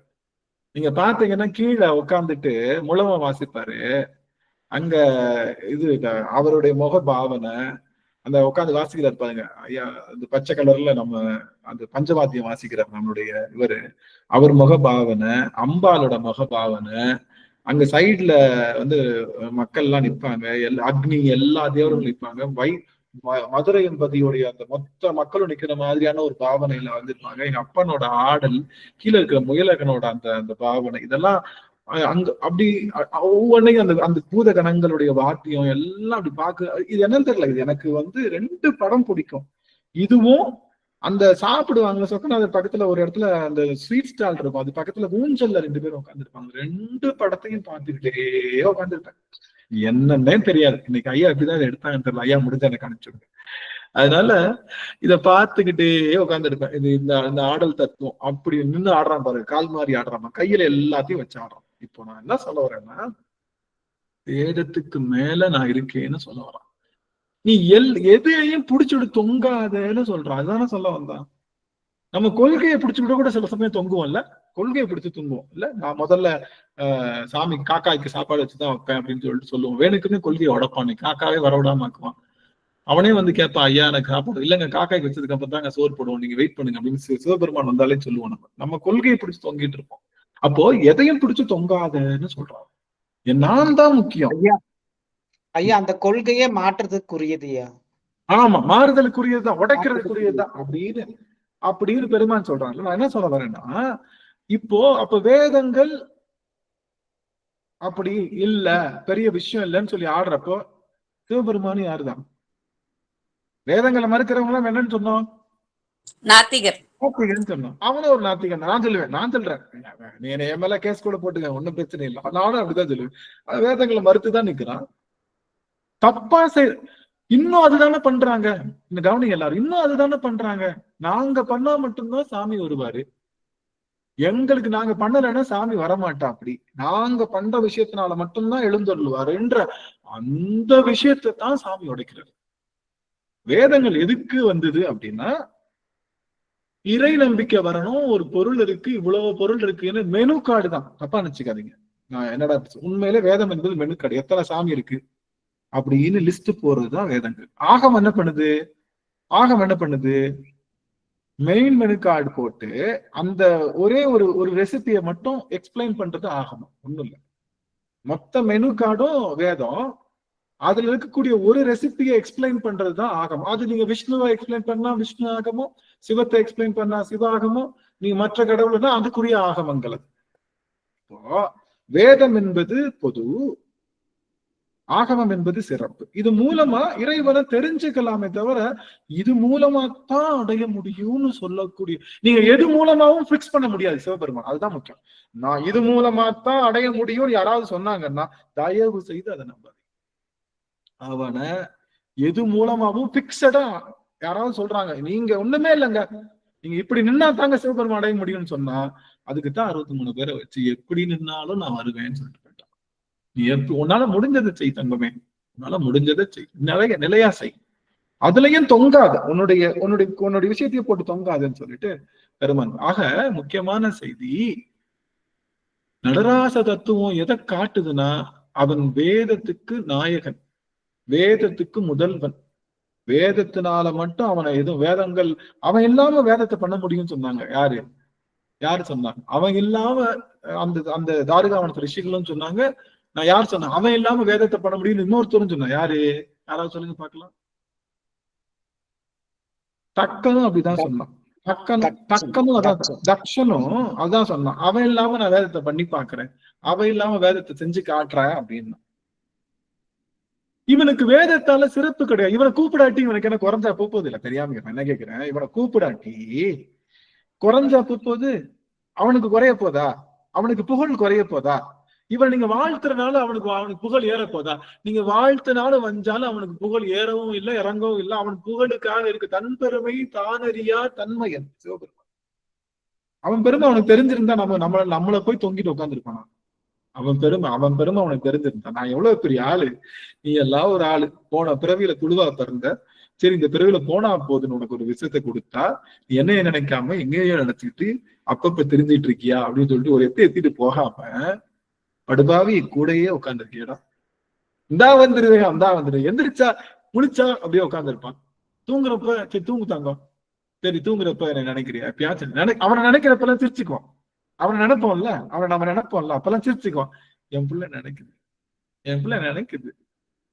பிள்ளை கண்ணீர் வடிக்கும் போது என் பிள்ளை நினைக்குதா, என்னடா இது என்ன மாற்றம் இது தெரியல அப்படின்னு சொல்லி அவன் அப்படியே நெகிழ்வான். அப்படியே அவனை நெகிழ அப்படியே குலைந்து உருகி கொண்டே இருப்பான். அவன் எதுடா சான்ஸ் இந்த பிள்ளையை நம்ம கிட்ட தூக்கிட்டு போலான்னு பாப்பான். கொஞ்சம் வந்த உடனே போதும் தங்கம் நான் அவனை கூட்டு போறேன்னு ரெடியா நிக்கக்கூடிய மிகப்பெரிய ஆற்றலுடைய அப்போ இவனை எதுனாலையும் அடைய முடியாது. அதுதான் பெரிய விஷயம். பிக்சட் கிடையாது. இதனாலதான் அடைய முடியும்னு நினைப்பே தப்பு.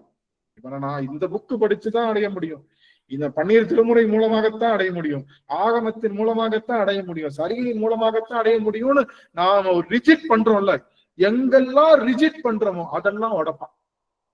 நீங்க லூஸா விட்டுட்டீங்கன்னு வச்சுக்கோங்க, எல்லாத்தையும் அவனால உடைக்க முடியாது. அப்படி என்ன சொல்ல வர, எங்களை எதுவுமே செய்யாதுன்னு சொல்ல வரையானா? இல்ல படிநிலைக்கு போகணும்னு சொல்ல வர. சரியில இருக்கிறவங்க கிரியைக்கு போகணும், கிரியில இருக்கிறவங்க யோகத்துக்கு போகணும், யோகத்துல இருக்கிறவங்க ஞானத்துக்கு போகணும். அப்படியே நின்று விடக்கூடாது. அதுதான் அடியனுடைய நோக்கம். புரிஞ்சுதுங்களா? இப்போ தலங்கள் செல்வது, முற்றோதல் செய்வது, மத்த எல்லாமே சரியில அடங்கும். அந்த தலத்தை எனக்குள்ள நான் பார்த்தா இது எதுல வந்துடும்? யோகத்துக்கு போயிடும். ஒரு படி கிரியைக்கு போகாமலே யோகத்துக்கு போயிடும். டப்புன்னு என்னோட எல்லா தலங்களையும் எனக்குள்ள பார்க்க ஆரம்பிச்சுட்டேன்னா யோகத்துக்கு போயிடும். யோகம் வந்துட்டா ஞானம் என்பது படி கிடையாது, ஞானத்துக்கு முயற்சி கிடையாது. நல்லா கவனிங்க, கஷ்டமான ஞானத்துக்கு முயற்சி கிடையாது, ஞானத்துக்கு முயற்சியே கிடையாது. யோகத்தினுடைய விளிம்பு ஞானத்துல கொண்டு போய் தானால சேர்த்துரும். அவ்வளவுதான். சரிக்கு முயற்சி செய்யணும், கிரியைக்கு நம்ம முயற்சி செய்யணும், யோகத்துக்கு கூட பல சாதனைகள் செய்யணும். ஆனா ஞானத்துக்கு நாம எதுவுமே பண்ண தேவை. எப்படின்னு பாத்தீங்களா? ஞானத்துக்கு நாம கஷ்டமான ஞானத்துக்கு எதுவுமே பண்ண தேவையில்லை. டெய்லி இந்த பிள்ளை படிச்சிருச்சுன்னு வச்சுக்கோங்க, எக்ஸாமுக்கு படிக்கணும்னு அவசியம் இருக்கா?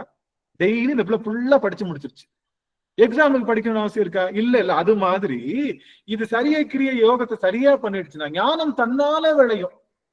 ஞானத்துக்கு இதுக்கு பிரயத்தனம் கிடையவே கிடையாது. ஞானத்துக்கு மட்டும் பிரயத்தனம் கிடையாது. ஞானம் என்பது விளைவே தவிர படி அல்ல. நீங்க பள்ளி படியில போயிட்டு இருந்தீங்கன்னா கடைசி படி வைக்கிறதுக்கு காலை வச்சா மட்டும் போதும், ஏற தேவையில்லை. அது மாதிரி ஞானம் என்பது விளைவு.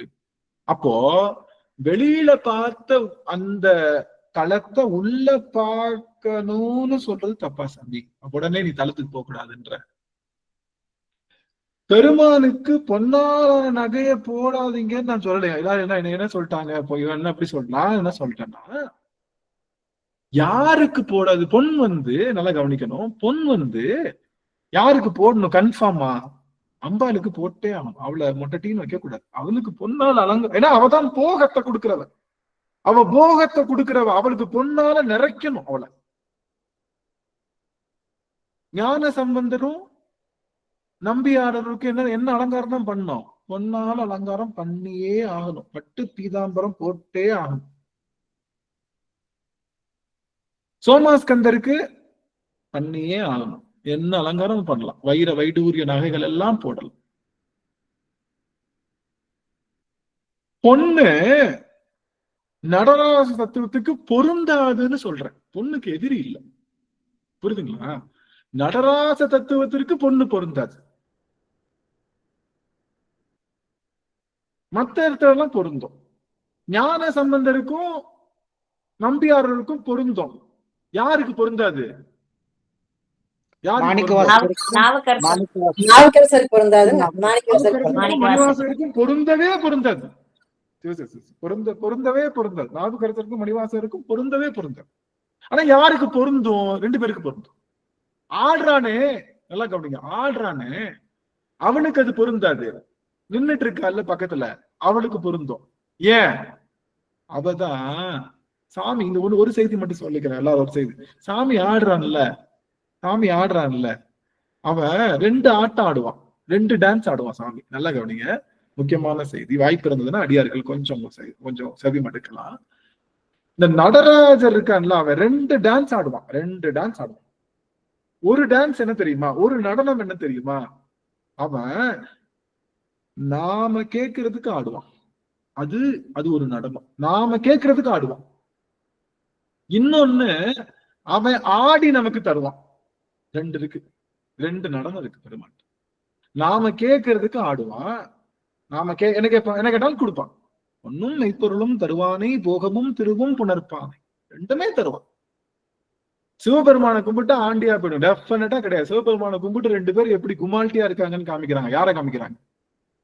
சிவபெருமானை கும்பிட்டு எப்படி இருக்க, இந்த ஆள் பத்தியா, நீ பத்தியா, 1க்கு 2 வயசு, இந்த ஆளை பாரு 16 வயசுலயே அப்படி குமால்ட்டியா இருக்காங்க பாருன்னு காமிக்கிறாங்க. 2 பேரை காமிக்கிறாங்க. எப்படி மனக்கோலத்தில் நிக்கிறாங்க பாருங்க, ஜம்முன்னு இருக்காங்க பாருங்க. ஆனா அது ஸ்டார்டிங் பாயிண்ட். எண்டு எது?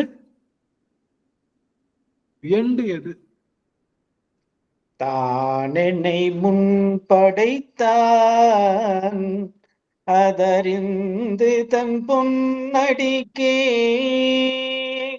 அதுதான் எண்டு. தானே. அப்போ இவங்க 2 பேர் இப்படி இருந்தாலும் எண்டிங் பாயிண்ட் யாரு? மணிவாசகரும் திருநாவுக்கரசரும். துறந்த நிலை தான் எண்டு பாயிண்ட். என்னை அடியார்கள் எப்படி புரிஞ்சுக்க போறீங்கன்னு தெரியல. இதை விட எனக்கு எப்படி சொல்றதுன்னு எனக்கும் தெரியல. இது இலைமறை காய் போலதான் சொல்லி ஆகணும். எனக்கு ஒரு அருளாளர் சொன்னதுதான், இது ஒண்ணும் இல்லை. எல்லாரும் இல்லறத்துலதான் இருக்கோம். கணவன் மனைவி திருமண நிகழ்வு. கணவன் மனைவி 2 பேருமே பல ஆடை அலங்காரம் எல்லாம் போட்டிருந்தாலும் அவர்களுடைய இன்ப கூடல்ல, கணவன் மனைவியோட இன்ப கூடல்ல எந்த நகையும் இருக்காது, எந்த ஆடையும் இருக்காது. அதுதான் எண்டு. துறந்த நிலை எண்டு, எல்லாம் அணிந்த நிலை ஸ்டார்டிங் பாயிண்ட். இதுதான். அது போல அது இல்லறத்துல இன்பத்துக்கே அப்படின்னா, இந்த இன்பத்துக்கே எல்லாத்தையும் துறக்கணும் அப்படின்னா அந்த இன்பத்துக்கு எத்தனைய துறக்கணும்? ஏன் சாமி, இல்லற இன்பத்துக்கே நம்ம எல்லாத்தையும் துறந்து நிக்கிறோம். ஒரு கூடல் நிகழ்வுக்கு நம்ம எல்லாத்தையும் துறந்து நிக்கிறோம். ஆனா இறைவனுடைய அந்த இன்பத்திற்கு எத்தனைய துறக்கணும்? அத்தனையும் துறந்துனாதான் அந்த இன்பம் கிடைக்கும். ஆனா ஸ்டார்டிங்ல என்ன பண்ணிதான் ஆகணும். அதனால எண்டு டெஸ்டினேஷன் முடிவு துறந்த நிலையில தான் இன்பம் கிடைக்கும்னு நம்மளுடைய இல்லறத்திலையும் இருந்து நமக்கு சாமி காமிக்கிறாரு, துறவரத்திலையும் இருந்து சாமி கேட்கிறாரு. ஏன்னா இல்லறத்திலையும் துறந்தாதான் இன்பம் கிடைக்கும், துறவரத்திலையும் துறந்தாதான் இன்பம் கிடைக்கும். இந்த சிற்றின்பத்துக்கு சின்னதை துறக்கிறோம், பேரின்பத்துக்கு பெரியதை துறக்கிறோம். அவ்வளவுதான் வித்தியாசம். ஆக அப்போ ஞான சம்பந்தர் இப்படி இருக்காரு, தம்பியார் இப்படி இருக்காருன்றதுக்காக கடைசி வரைக்குமே நம்ம ஆடை அணி கலன்ல நின்று கூடாது. அது ஸ்டார்டிங் பாயிண்ட். அவங்க அப்படித்தானே இருக்காங்க, நான் அப்படிதாங்க இருப்பேன். அது ஸ்டார்டிங்ல நீ போகித்து அதுல இருந்து நீங்கி அங்க போகணும். அந்த டெஸ்டினேஷன் போகாம இதுலயே இருந்துக்கலாம்னு நினைக்க கூடாது. அதுதான் முடிவு. அதனாலதான் ஞான நிலைக்கு யார் வச்சா? என் ஞான நிலைக்கு மாத்தி வைக்கலாம்ல. யார வைக்கலாம்? இவருக்கு ஞானம் இல்லையா? நம்பியாருக்கு ஞானம் இல்லையா? ஞான சம்பந்தருக்கு ஞானம் இல்லையா? நல்லா கேக்கு, தெரியாம இருக்கிறேன். அதெல்லாம் என்ன சொல்றோம், சரியைனா நம்ம ஞான சம்பந்தர், கிரியைனா நம்பியாருவர், மன்னிக்கணும், மன்னிக்கணும். சரியைனா நாவுக்கரசரு, கிரியைனா ஞான சம்பந்தர், யோகம்னா நம்பியாருவர், ஞானம்னா மணிவாசகர். ஏன் கேட்கிறேன், மத்தவங்களுக்கு எல்லாம் ஞானம் இல்லையா? மத்தவங்களுக்கு ஞானம் அடைஞ்சாங்க. அவங்க எடுத்துக்கிட்ட முதல் விஷயம் சரியை. அதனால சரியையில இருந்து ஞானத்துக்கு போனவங்க. இவங்க எடுத்துக்கிட்ட முதல் விஷயம் கிரியையில இருந்து ஞானத்துக்கு போனவங்க, யோகத்துல இருந்து ஞானத்துக்கு போனவங்க. இவர் வந்ததே ஞானத்துல வந்தார். யாரு? ஸ்டார்டிங் அதாவது போற்றி திருவகவல்ல மணிக்கவாசகர் சொல்றாரு இல்லைங்களா, கல்வி என்னும் பல்கடல் பிழைத்தும், செல்வம் என்னும் அகல பிழைத்தும் அப்படின்னு ஒண்ணா சொல்லி நம்ம அந்த அதாவது நல்வுறவு என்னும் தொல்விடம் பிழைத்தும் ஒண்ணா சொல்லிட்டே வர. இது எல்லாத்தையும் துறந்து நிக்கணும்னு தான் சொல்றேன். எல்லாத்தையும் பொழைச்சு வந்துட்டேன்ப்பா, பொழைச்சு வந்துட்டேன்னு சொல்றேன். அப்ப என்ன சொல்ல வராங்கன்னா, நல்லா கவனிங்க. ஞானத்துக்கு யார பிக்ஸ் பண்ணி இருந்திருக்கலாம்? மனக்கோலத்திலே நிக்கிறாருல்ல, நம்பியார பிக்ஸ் பண்ணிருக்கலாம், தப்பு கிடையாது. அவரு ஞானத்துல பிக்ஸ் பண்ண, அவருக்கும் ஞானத்துக்குரியவர் தான். ஏன் பண்ணல? ஞானத்தினுடைய வடிவம் துறவுன்னு சொல்லியிருக்காங்க, அவ்வளவுதான். ஞானம் என்பது பேரின்பம், பேரின்பத்தை துறந்தாத்தான் முடியும். ஒண்ணுமே இல்லைங்க. அல்வா பாக்கெட்ல போட்டாங்க, அல்வா பாக்கெட்ல போட்டாச்சு, வாயில மாஸ்க் போட்டிருக்கோம். இப்ப என்ன பண்ணணும்? பாக்கெட் அல்வாவையும் கிழிக்கணும், மாஸ்கையும் எடுக்கணும். ரெண்டுமே துறந்து ஒன்றும் அத்துவித நிலையில நாக்குல கலந்தாதான் டேஸ்ட் வரும், இன்பம் வரும். அப்படியே அந்த அல்வாவை பாக்கெட்டோடய வாயில போட்டோம்னா நமக்கு என்ன கிடைக்காது? அல்வாவினுடைய இன்பம் கிடைக்காது. அதுக்கே அந்த பாக்கெட்டை திறக்கணும், நாவு திறக்கணும். அப்போ அந்த அத்துவித நிலையில கலக்கிறதுக்கு அப்போ புரியுதுங்களா உங்களுக்கு? அப்போ துறந்தால் மட்டும்தான் எல்லா இன்பமும். ஒரு இன்பம் 2 இன்பம் கிடையாது, எல்லா இன்பத்துக்கும் துறவுதான் காரணம். புரிஞ்சுதுங்களா? எவ்வளவு அழகான இல்லறமே துறவுலதான் நடக்குதுன்னு சொன்னா அது எவ்வளவு பெரிய அருமையான ஒரு வார்த்தை அமையும் அப்படின்னு பார்த்தோம்னா, ஒரு சின்ன உதாரணம். அது கரெக்டா இருக்குமா என்னன்னு புரியல, எனக்கு புரிஞ்ச அளவுக்கு சொல்றேங்க. ஊறுகாய், அது எப்ப ஊறுகாய் ஆகும் அப்படின்னா, எலுமிச்சம்பூ ஊறுகாய் போடுறோம், அந்த ஊறுகாய் தன் நிலையிலிருந்து அழிஞ்சு போகணும். அது எலுமிச்சங்காயா உப்புல ஊறி இருக்கிற வரைக்கும் அது ஊறுகாய் கிடையாதுங்க. அந்த ஊறுகாய் உப்புல ஊறி அந்த ஊறுகாய் இல்ல, அந்த எலுமிச்சம்பழம் தோல் இல்லாம கரைஞ்சு போனாதான் அந்த ஊறுகாய்.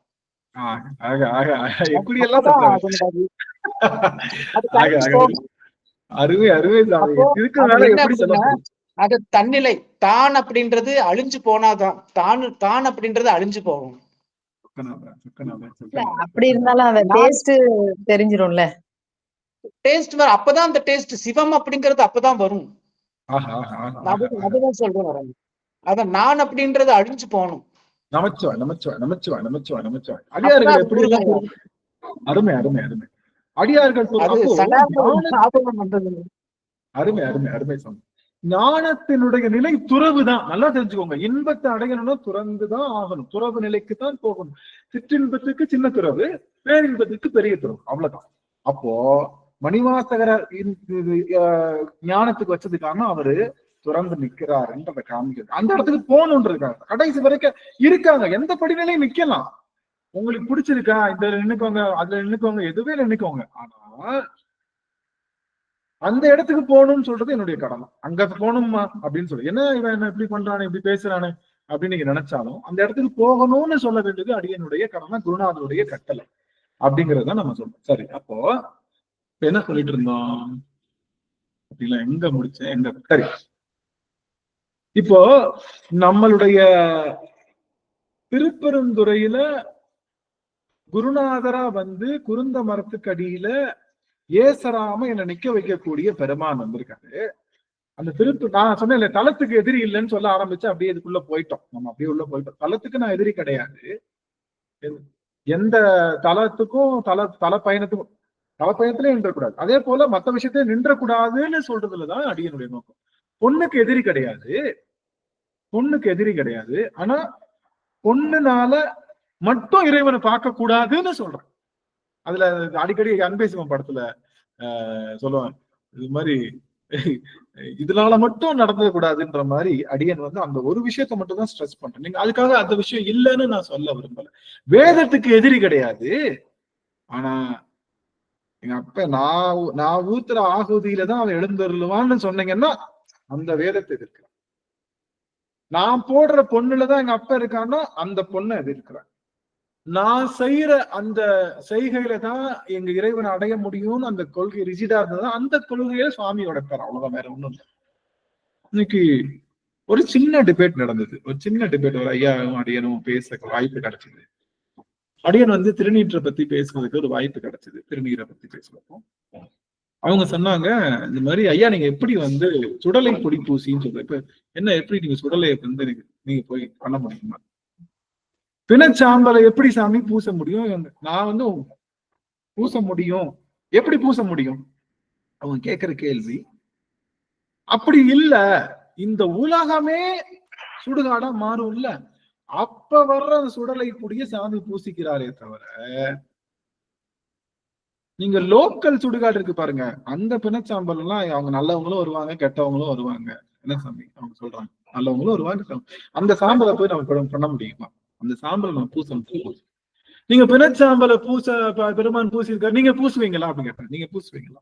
பூசுறது இப்போ நான் வந்து சொல்றேன் அப்படின்னா, இறைவனோட திருவடியை அடைங்க அப்படின்னு சொல்றேன்னா, நான் திருவடியை அடைஞ்சிருக்கணும்னு அவசியம் இல்லை. இல்ல அப்படி அடைஞ்சிருந்தா நான் பேச முடியாதே, உங்ககிட்ட பேச முடியும். இறைவனோட திருவடியை அடையணும் அப்படின்னு சொல்லும் போது நான் திருவடி அடைஞ்சிருக்கணும்ன்ற எண்ணம் எனக்கு இருக்கக்கூடாது.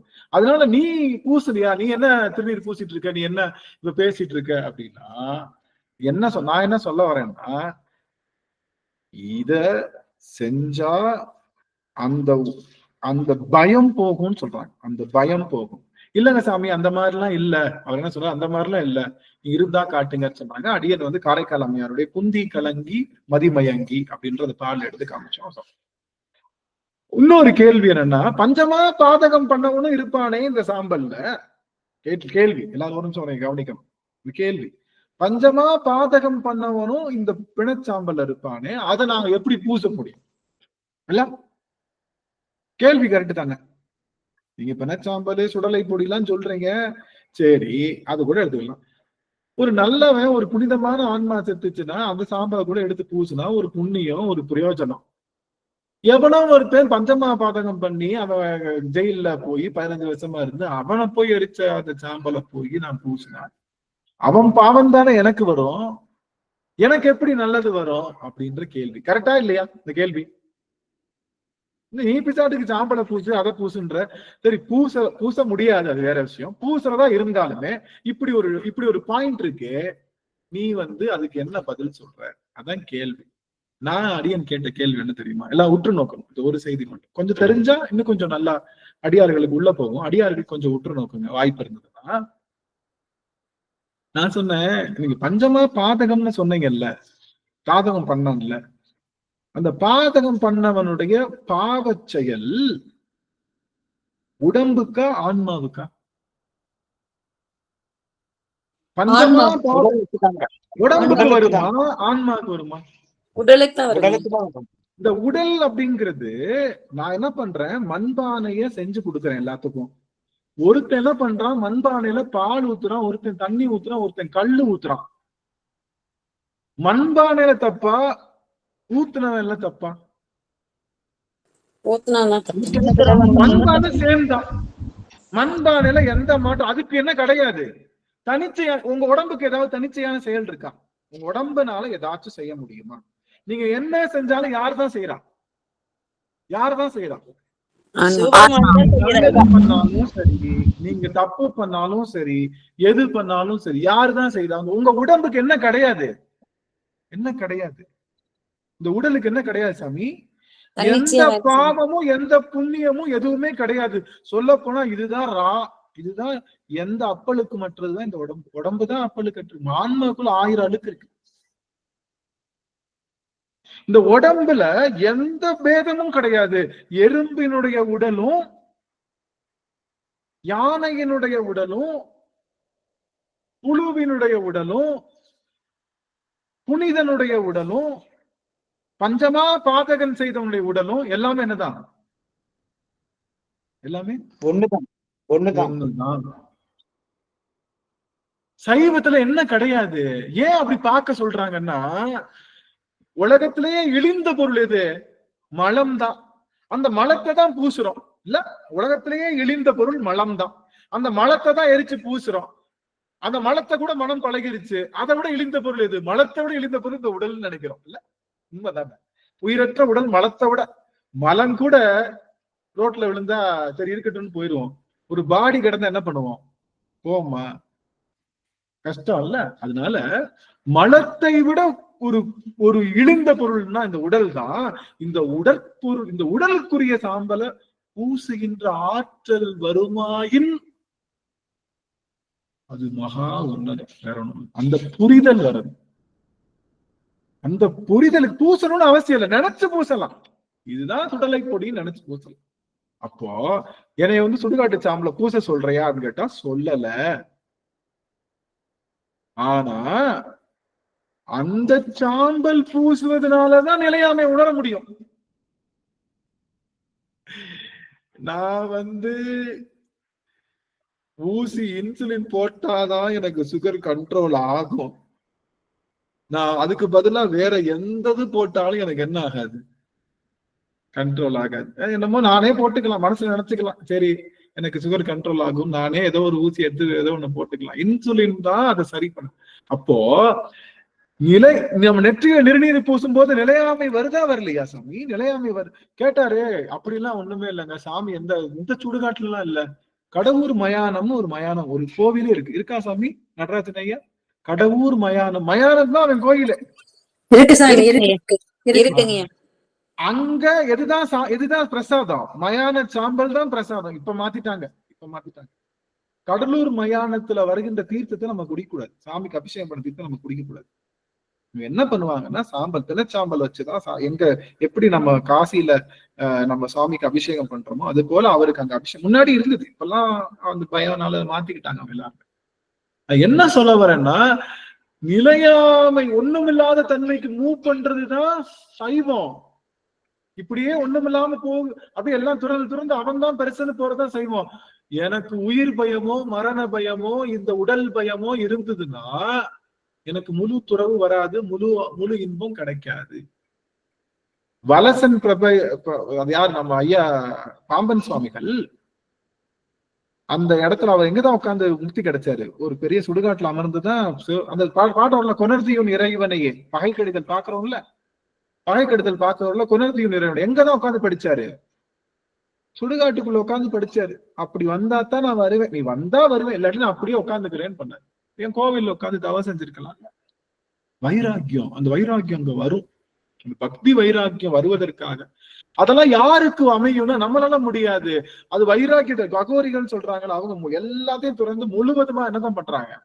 அதைத்தான் அந்த சாம்பலை தான் உடம்பு பூரா பூசிக்கிறாங்க. ஆனா இப்ப பாத்தீங்கன்னா எனக்கு ஃபுல்லா மேக்கப்பை போட்டு நான் பாக்குறேன். இந்த கும்பமேளால பாத்தீங்கன்னா அந்த பிளாஸ்டிக்ல அந்த மாலையை போட்டுக்கிட்டு சாமி ஆடிக்கிட்டு டான்ஸ் ஆடிக்கிட்டு அவன் அப்படியே ஏதோ சிவபெருமான அப்படியே சிவபெருமான் போடுற கங்காள மாலை நம்ம போட முடியுமா? அவன் போட்டிருக்கிறது கங்காள மாலை. அவன் அந்த மாலையில யாரு இருக்கா? எலும்பு கூட யாரு? எலும்பு யாரு சாமி? தலைமாலை யாரு? தலையெல்லாம் யார் தலை? பிரம்மனோட தலை, இந்திரனோட தலை. நமக்கு கிடைக்குமா என்ன? நமக்கு எல்லாம் கிடைக்குமா என்ன? அவன் அதை போட்டிருக்கான்னா அவங்கள காதலிச்சு போட்டிருக்கான். நாம போய் இங்க இருக்கிற மண்டபத்தை போட்டுக்கணும்ன்ற அவசியம், நாம போடணும்னு அவசியம் இல்லை. அது அவன் போட்டிருக்கான்னா நம்ம எப்படி ஒருத்தவங்க போட்டோ நம்மளுடைய பர்ஸ்ல வைக்கிறோமோ அது மாதிரி அவங்களுடைய ஞாபகார்த்தமா அவங்களுடைய எலும்புகளை அவங்க வச்சுக்கிறான். ஞாபகார்த்தமா வச்சுக்கிறதுக்காக அவன் பண்றான். நாம போயிட்டு அவன் அதை போய் கழுத்துல மாலை போட்டுக்கிட்டு என்னமோ அவனை கோர உருவமா இருக்கிற மாதிரி நம்ம உருவப்படுத்தி வச்சு. அப்போ முக்கியமான செய்தி, இந்த சுடலை பொடி என்ன தருது அப்படின்னா வைராக்கியம் தருது. ஒண்ணும் இல்ல, எல்லா உடலும் ஒண்ணு. இப்ப புரியுதுங்களா உங்களுக்கு? உயிர் போயிடுச்சுன்னா எல்லா உடலும் ஒண்ணுன்ற பாவனை நமக்கு இப்ப வருமா? வராது. நான் இன்னைக்கு சொல்றேன், நான் பேசுறேன், எனக்கு வருமா? எப்பா இந்த படத்துல சொல்லுவாங்க, ஒரு படத்துல ஞாபகம் இருக்கா?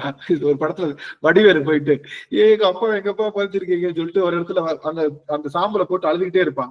கடைசியில டேய் பைத்தியம், அது நேற்று தூக்கு போட்டு ஒரு பிள்ளை செத்து போச்சு, அந்த பிள்ளையோட இழந்தா அது என்னது அப்படியே பயந்துக்குவோம். என்ன சொல்றேன், அகால மரணம் அடைஞ்ச உங்களுடைய உடல் சாம்பலை தொடுவதற்கு நமக்கு மனசு பயம், எவ்வளவு பயம் வருது, உண்மையா இல்லையா? காரணம் என்ன? அந்த உடலுக்குள்ள அந்த ஆன்மா இருக்கிறத நினைக்கிறோம்ல. உடலுக்குள்ள ஆன்மா இருக்குமா? அந்த உடலுக்குள்ள ஆன்மா இருக்காது. சாம்பலுக்குள்ள ஆன்மா இருக்குமா? இருக்காது. சாம்பலுக்குள்ள ஏதாச்சும் பாவ புண்ணியம் வருமா? வராது. அப்படிங்கிற அந்த உடஞ்ச அந்த பறந்து விரிந்த எண்ணம் வரலைன்னா நிலையாம எப்படி புரியும்னு கேட்கிறேன். புரியுமா? காதற்ற ஊசியும் வாராதுக்கான் கடைவெளிக்குன்ற மாதிரி இது புரியுமான்னா புரியாது. அது புரியாதுன்னு சொல்றான். அதுக்காக நான் போய் பூசுன்னு சொல்ல உடனே கேஸ் போட்டுறாங்க. என்னடா நீர்த்தாடுக்கு பக்கத்துல இருக்கிற சுடுகாடு ஜாம எடுத்து பூசுன்னு சொல்ல. ஆனா அந்த சாம்பல் தான், அந்த பூசனை தான் நிலையாமைய கத்துத்தருதுன்றத சொல்ல வேண்டியது அடிப்படை. அதுதான் சொல்லியிருக்கோம். ஆனா இந்த சாம்பலை பூசும் போது அந்த பாவனை பண்ணிக்கிட்டோம், இது ஒரு சுடலைகளுடைய சாம்பல், இந்த எப்படி உடல் வந்து மண் இப்படி ஆகுதோ அது போல இது ஆகுதுன்னு இந்த சாம்பல் இந்த திருநீரை பூசும் போது அந்த பாவனை பண்ணா கூட, பாவனைக்காகத்தான் வரணும் இல்ல, பாவனை பண்ணிக்கிட்டா கூட போதும். புரியுதுங்களா? இப்ப பஞ்சமா பாதகன் பண்ணதனுடைய அந்த சாம்பலும் பவித்திரமான ஒளி உடல் பெற்றவருடைய சாம்பலும் என்னது சாமி? என்ன? ரெண்டும் ஒண்ணு. அந்த இருவினை ஒப்பு வர்றது அந்த இடத்துல வரணும். நான் சொல்றப்ப கேள்வி கரெக்டா இருந்துச்சா? முதல்ல கேட்கறப்ப கேள்வி கரெக்டா இருந்துச்சா? என்னையா அவன் கரெக்ட் தானே? யாரோ ஒருத்தவங்க தப்பு பண்ணி அவங்க சாம்பலை போய் நான் பூசினா அவங்க பாவம் எனக்கு வந்துடாதான்னா, உடலுக்கு ஒண்ணுமே இல்ல, உடல்ல ஒண்ணுமே இல்ல அப்படின்ற எண்ணம் வந்தா தானே இந்த உடல் பற்ற நீக்குவோம். நம்ம இந்த உடல் பற்று நீங்கினா தானே இறைவனை நம்ம பார்க்க முடியும். இந்த துறவு துறந்தா தானே அந்த பேரின்பம் கிடைக்கும். அதுதானே திருமுறை முழுக்க சொல்லிட்டு இருக்காங்கன்னு நான் பல முறை அதுதான் சொல்றேன். அந்த பாவனை வந்துட்டா போதும். எல்லாரும் ஒண்ணுங்க, எல்லாரும் ஒண்ணு, எனக்கு எல்லாருமே ஒண்ணுதாங்க, எல்லா உடலும் ஒண்ணுங்க. இந்த உடல் வந்து ஒரு நிமித்தம் தான். அப்ப பாவம் எல்லாமே ஆன்மாக்கு தாங்கய்யா? ஆன்மாக்கு தான், உடலுக்கு என்ன கிடையாது. பாவம் அடிக்கடி இந்த பிள்ளைய பார்த்து பேசிக்கணும். ஏப்பா இந்த பிள்ளை இருக்குல்ல, இந்த பிள்ளைய நான் பார்த்து பேசிக்கிறேன். ஏப்பா நான் என்ன பாவம் பண்ணாலும் என் கூட நீ வர்ற, பாவம் யாரு கத்த பிள்ளையோ நான் சொல்லிக்க, நீ யாரு கத்த பிள்ளையோ நான் பண்ற பாவத்துக்கு என் கூட வர்றேன். நான் என்ன பண்ணாலும் பாவம் தாங்கிக்கிறேன். உனக்குத்தான் அடி விழுது, எனக்கு அடி விழுக மாட்டேங்குது, வலிதான் நான் உணர்றேன், ஆனா அடி எல்லாம் உனக்குத்தானே விழுது அப்படின்னு அடிக்கடி உடல். நம்ம இவர் இருக்காருல்ல சுவாமி, அவர் பேர் என்ன, நம்ம சேக்கிழார் பெருமான். சேக்கிழார் பெருமான் தினமும் பூசனை பண்ணிட்டு, தினமும் பூசனை பண்ணி சிவபூசை பண்ணிட்டு எழுந்திருச்சு தன்னுடைய உடம்ப அப்படியே தொட்டு கும்பிடுவாராம். தன்னுடைய உடம்ப அப்படியே தொட்டு கும்பிடுவாராம் சேக்கிழார் பெருமான். இந்த பிறவிக்கு எனக்கு வந்து கூட வந்து வாச்சிருக்கல. அவங்கள என்ன அருளாளர்கள் என்ன பார்ப்பாங்கன்னா, உடல் வேற உயிர் வேறன்னு ரெண்டு பேரும் தனித்தனியா பேசிக்கிறாங்க. நானும் அப்படியே நான் ட்ரை பண்ணுவேன். அப்படி சரி ஒருவேளை பைத்தியமாயிருவோமோ அப்படின்னு நினைப்பேன் ஒரு சில சமயம். ஒருவேளை பைத்தியமாயிருவோமோ, என்னப்பா நல்லா இருக்கியா தம்பி, என்னப்பா என்ன கருப்பா இருந்தா கொஞ்சம் வெள்ளையிட்ட போல, பல ஆயிட்ட போல அப்படின்னு அவன்கிட்ட பேசிட்டு இருந்தான்னா, அவன்கிட்ட அப்ப அவன் வேற நம்ம வேறன்ற மாதிரி ஆகும். என்னப்பா இது நம்ம பண்ற பரவாயில்ல, எல்லாருக்கும் வர்ற மாதிரி இல்லாம நம்ம கண்ணுக்கு அதெல்லாம் கரெக்டா ஆபரேஷன் பண்ணிட்டு இருக்க, கொஞ்சம் பார்த்துப்பா, இன்னொரு 10 வருஷத்துக்கு கொஞ்சம் பார்த்து ஹெல்ப் பண்ணு, அப்படியே ஓட்டி விட்டுரு, நீ சாட்டி கிட்டாது ஒல்ட்டி விட்டு கிட்டாது பண்ணி விட்டாரு அப்படியே அவன்கிட்ட கொஞ்சம் பேசுறப்போ உடல் வேற நம்ம வேற இல்லைன்ட்டு அந்த பாவனை நமக்கு வந்தாகணும், வரணும். உடலும் நாமும் ஒண்ணுன்னு நினைக்க கூடாதுன்றதான் திருநீர் சொல்லுச்சு. திருநீர் சொல்வது உடல் வேறு உயிர் வேறு, உடல் என்பது எல்லாம் சமம், எல்லாம் சமம், எல்லா உடலும் சமம் அப்படிங்கிற பாவனை சொல்லிடலாம். நான் சொல்லிடலாம், எனக்கு வருமா வரணும், வருமா வராதான்னு கிடையாது, வரணும் மஸ்ட் அப்படின்னு சொல்றேன். வரணும் இல்லை, எனக்கு வரல இப்போ, ஆனா வரணும், அந்த எண்ணம் வரணும் அப்படின்னு. சரி, அந்த வகையில ஒரு சந்தேகம் சொல்லுங்க. ஒரு சந்தேகம் ரொம்ப காலமா எனக்கு தோண்டிட்டு இருக்கிற சந்தேகம், இப்ப இல்லைங்க, ஒரு 15-20 வருஷமா இந்த சந்தேகம் எனக்கு தோண்டிட்டு இருக்குது.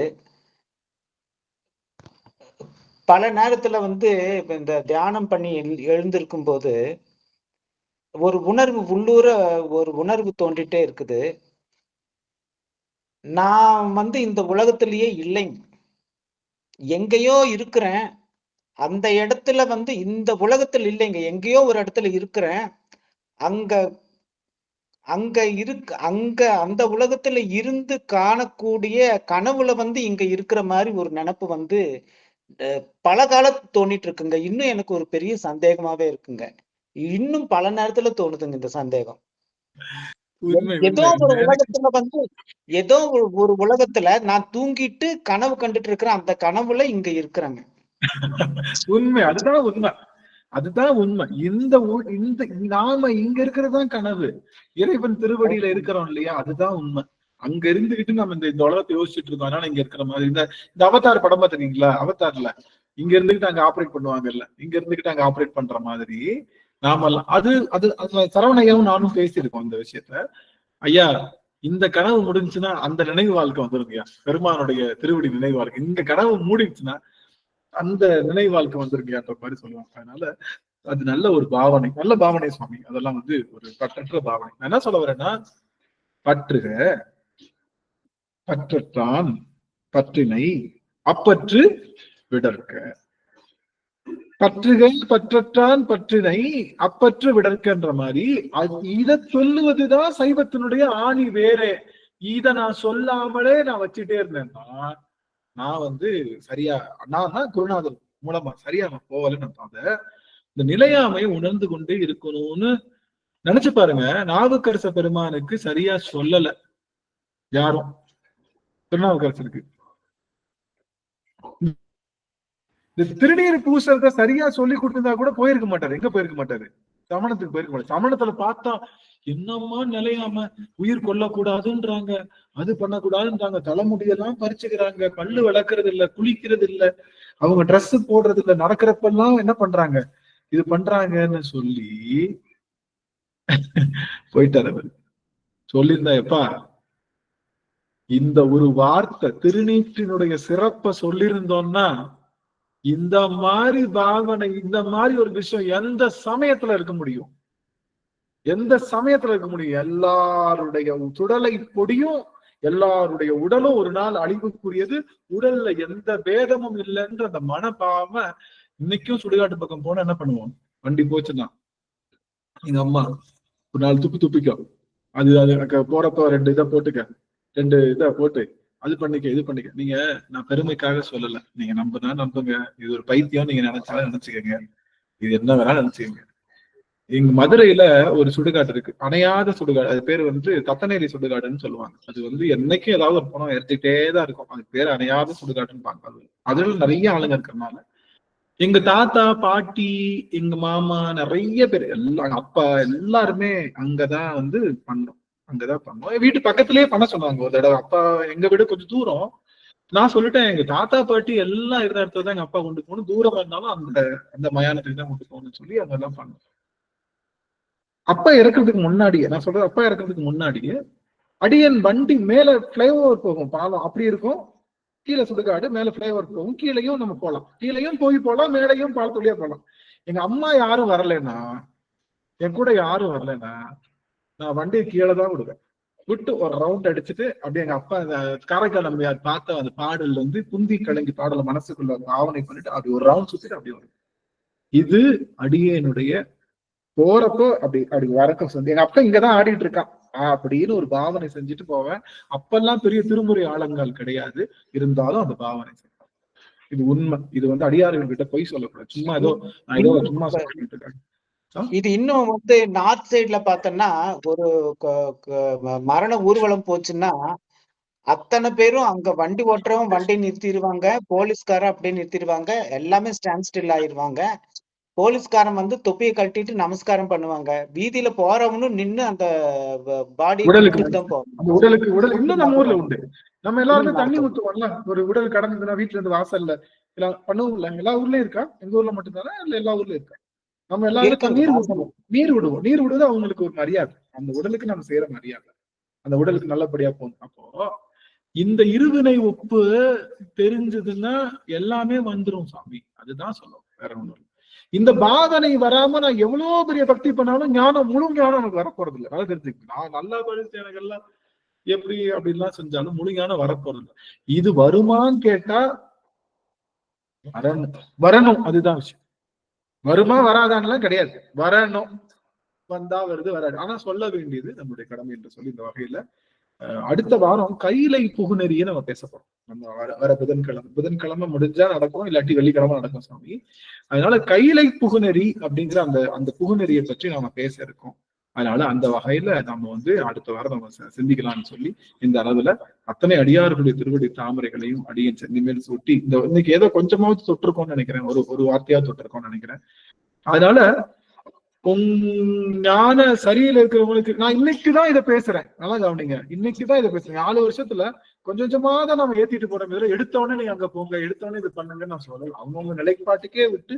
ஆனா 4வது வருஷத்துல நான் இதை பேசல அப்படின்னா நான் அடியன் வந்து சொல்வதுல எந்த பிரயோஜனமும் இல்லை. அவங்களுடைய பக்குவ நிலைக்கு ஏற்ப அதை போகணும். பக்குவ நிலைக்கு ஏற்ப அடுத்தடுத்த பக்குவத்தை டார்கெட்ல வச்சுக்கிட்டே வரணும்னு அடியனுடைய எண்ணம். இந்த பாவனையை வச்சுக்கோங்கன்னு சொல்லி இந்த அளவுல இதை நம்ம நிறைவு செய்யறோம். நிறைவு செய்யும் விதமாக சுவாமி ஐயா நடராஜன் ஐயா வாழ்த்து பாடல் மியூட் பண்ணிக்கோங்க சார், அன்மியூட் பண்ணிக்கோங்க. திருச்சிற்றம்பலம். வான்முகில் வழாது பெய்க மழிவளம் சுரக்க மன்னன் கோன்முறை அரசு செய்க குறைவிலாதுயிர்கள் வாழ்க நான்மறை அறங்கள் ஓங்க நல் தவம் வேள்வி மல்க மேன்மை கொள் சைவ நீதி விளங்குக உலகம் எல்லாம் மேன்மை கொள் சைவ நீதி விளங்குக உலகம் எல்லாம் மேன்மை கொள் சைவ நீதி விளங்குக உலகமெல்லாம். திருச்சிற்றம்பலம். சிவ சிவ சிவ சிவ சிவ சிவ. மகிழ்ச்சிங்க ஐயா. அடியார்களுக்கு ஏதாவது கேள்விகள் இருந்தா எழுப்பலாம், இல்ல உங்களுடைய பதிவுகளையும் பதிவு செய்யலாம். உங்களுக்கு ஒரு வாய்ப்பு. உங்களுக்கு ஏதாவது கேள்விகளோ இல்ல உங்களுக்கு இதை பதிவு செய்யணும்னு நினைச்சாலும் நீங்க அதை பதிவு செய்யலாம். உங்களுடைய தருணம் 2 நிமிடங்கள் மட்டும்தான். அதுக்குள்ள அடியார்கள் பேசி முடிக்கணும். ஐயா ஒரே நிமிஷங்க ஐயா. ஒரு குழந்தை, ஒரு 7 வயசு குழந்தைங்கய்யா, அழகா நல்லா இருந்தது, ஸ்கூலுக்கு போகுதுங்க. ஆனா வாய் பேச முடியலைங்க.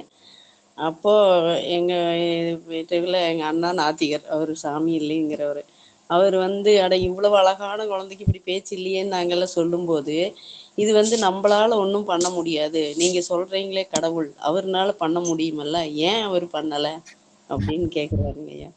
இது வந்து வினை பயன் அப்படின்னு, அது என்ன வினைன்னா அதையெல்லாம் ஏன் அவர் உருவாக்குறாரு, அவரே கடவுள். இதுக்கு என்ன பதில் சொல்றதுங்க ஐயா? Correct correct. அவங்ககிட்ட கேட்கணும், எல்லாருக்குமே வந்து மெடிக்கல் சீட்ல இடம் கொடுத்துடலாமே, ஏன் வந்து ஃபர்ஸ்ட் மார்க் வாங்குறவங்க இடம் கொடுத்துரும், ஏன் வந்து மார்க் வாங்காதவங்களுக்கு இடம் கொடுக்கல? இப்ப மெடிக்கல் ஷீட் நம்ம ஸ்டான்லி காலேஜ் போனோம்னா கட் ஆஃப் வந்து 300க்கு வந்து 295 இருக்கணும், 297 இருக்கணும், இருந்தா கொடுக்கணும். ஏன் வந்து நம்ம 150 மார்க் வாங்குறதுக்கும் கொடுத்துருக்கலாமே, ஏன் கொடுக்கல?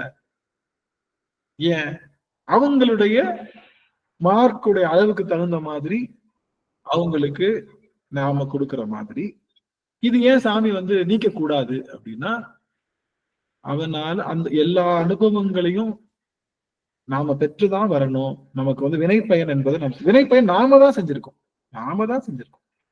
புரியுதுங்களா? நாங்க செஞ்சதை நாம தான் அனுபவிக்கிறோம். நிறைய பேர் என்கிட்ட கேள்வி கேட்பாங்க, நிறைய பெண்கள் வந்து கற்பழிக்கப்படுறாங்க, நிறைய குழந்தைகள் வந்து கற்பழிக்கப்படுறாங்க, கொலை செய்யப்படுறாங்க. உங்க கடவுள் உண்மையா இருந்தா அவங்க எல்லாம் காப்பாத்தணும்ல. உங்க கடவுள் உண்மையா இருந்தா காப்பாத்தணும். உங்க கடவுள் ஏன் அந்த மாதிரி பண்ணல? அப்ப உங்க கடவுள் என்ன கடவுள் அப்படின்னு அடியனிடம் நிறைய பேர் குற்றச்சாட்டுகள்லாம் வைப்பாங்க. நாம கடந்துதான் போகணும். நமக்கே இவ்வளவு வலிக்குது, எங்க அப்பா எவ்வளவு வலிய கண்ணீர் மல்கிதான் உட்காந்துருப்பான். அவன் டஸ்ன்னு வந்து காப்பாத்துற மாதிரி எல்லாரும் சொல்றாங்க, படத்துல தான் கேட்டான் டஸ்ன்னு வந்து காப்பாத்துறது. அவன் இந்த வினையை கொடுத்துதான் அனுபவிக்க வச்சுதான் இந்த ஆன்மாவை அவன் கொடுக்குறானே தவிர, இதுக்குதானே அந்த மகாவிஷ்ணு தூக்கி உள்ள போட்டது காரணம் இதுதானே. மகாவிஷ்ணு ஒரு பையன், ஒரு சின்ன ஒருத்தர் நல்லா பேசுவாப்படி, அவர் வந்து இந்த மாதிரி ஒரு மேடையில வந்து இந்த ஊனமுற்றோர்களுக்கு காரணம் அவங்க வந்து பல பிறவிகள்ல செய்த வினைன்னு சொன்னனால அவர் பிடிச்சி தூக்கி உள்ள போட்டு அவரை வந்து பெரிய விஷயங்கள்லாம் பண்ணி அவர் ரொம்ப பண்ணாங்க. என்ன சொல்ல வரேன்னா, இதுக்கு நாம பதில் சொல்ல முடியாது. ஏன்னா அப்ப நல்லது நடக்குது இல்ல, அதுக்கெல்லாம் நீங்க என்ன யாரை கிளைம் பண்றீங்க? நல்லது எத்தனையோ நடக்குது, எல்லாருக்கும் குழந்தை பிறகு நல்லா இருக்காங்க, சந்தோஷமா இருக்காங்க. நீங்க என்ன பண்றீங்க? அதுக்கு காரணம் கடவுள்னா இதையும் நீங்க ஏத்துக்கணும். அது என்னன்னா, நான் எல்லாரும் ஒரே விஷயம் பண்ணல, நம்ம எல்லாருமே வேற வேற விஷயம் பண்ணிருக்கோம் அப்படின்னால. ஆனா அந்த குழந்தை நல்லபடியா வரணும்னு அடியன் வேண்டிக்கிறேன். இங்க இருந்தபடியே எம்பெருமானால முடியாதது எதுவும் இல்லை. கந்தர் கலிவன்பா அவங்களை படிக்க சொல்லுங்க. கந்தர் கலிவன்பா அந்த குழந்தைக்காக நம்ம நாளைக்கு கூட முடிஞ்சா படிப்போம். கந்தர் கலிவன்பா படிப்போம். படிச்சு அந்த குழந்தைய நல்லபடியா அதுக்கு நல்ல ஒரு மாற்றங்கள் ஏற்படணும்னு நாம வந்து கண்டிப்பா நம்ம விண்ணப்பிக்கிறோம். பெருமானுடைய பெருங்கருணை அதை வந்து சரி பண்ணிக்கலாம். அமைச்சுவார். ஐயா ராகவன் ஐயா, அம்மா சுகந்தி அம்மா கரம் வைத்திருக்காங்க. அம்மா ஏதாவது சொல்ல வரீங்களா? சுகந்தி அம்மா. ஐயா திருவடி வணக்கங்க ஐயா. இல்ல நிறைய பேரு என்ன சொல்றாங்கன்னா, நாங்க சாமி கும்பிடணும்னு நினைக்கிறோம், நாங்க இது பண்ணணும்னு நினைக்கிறோம்.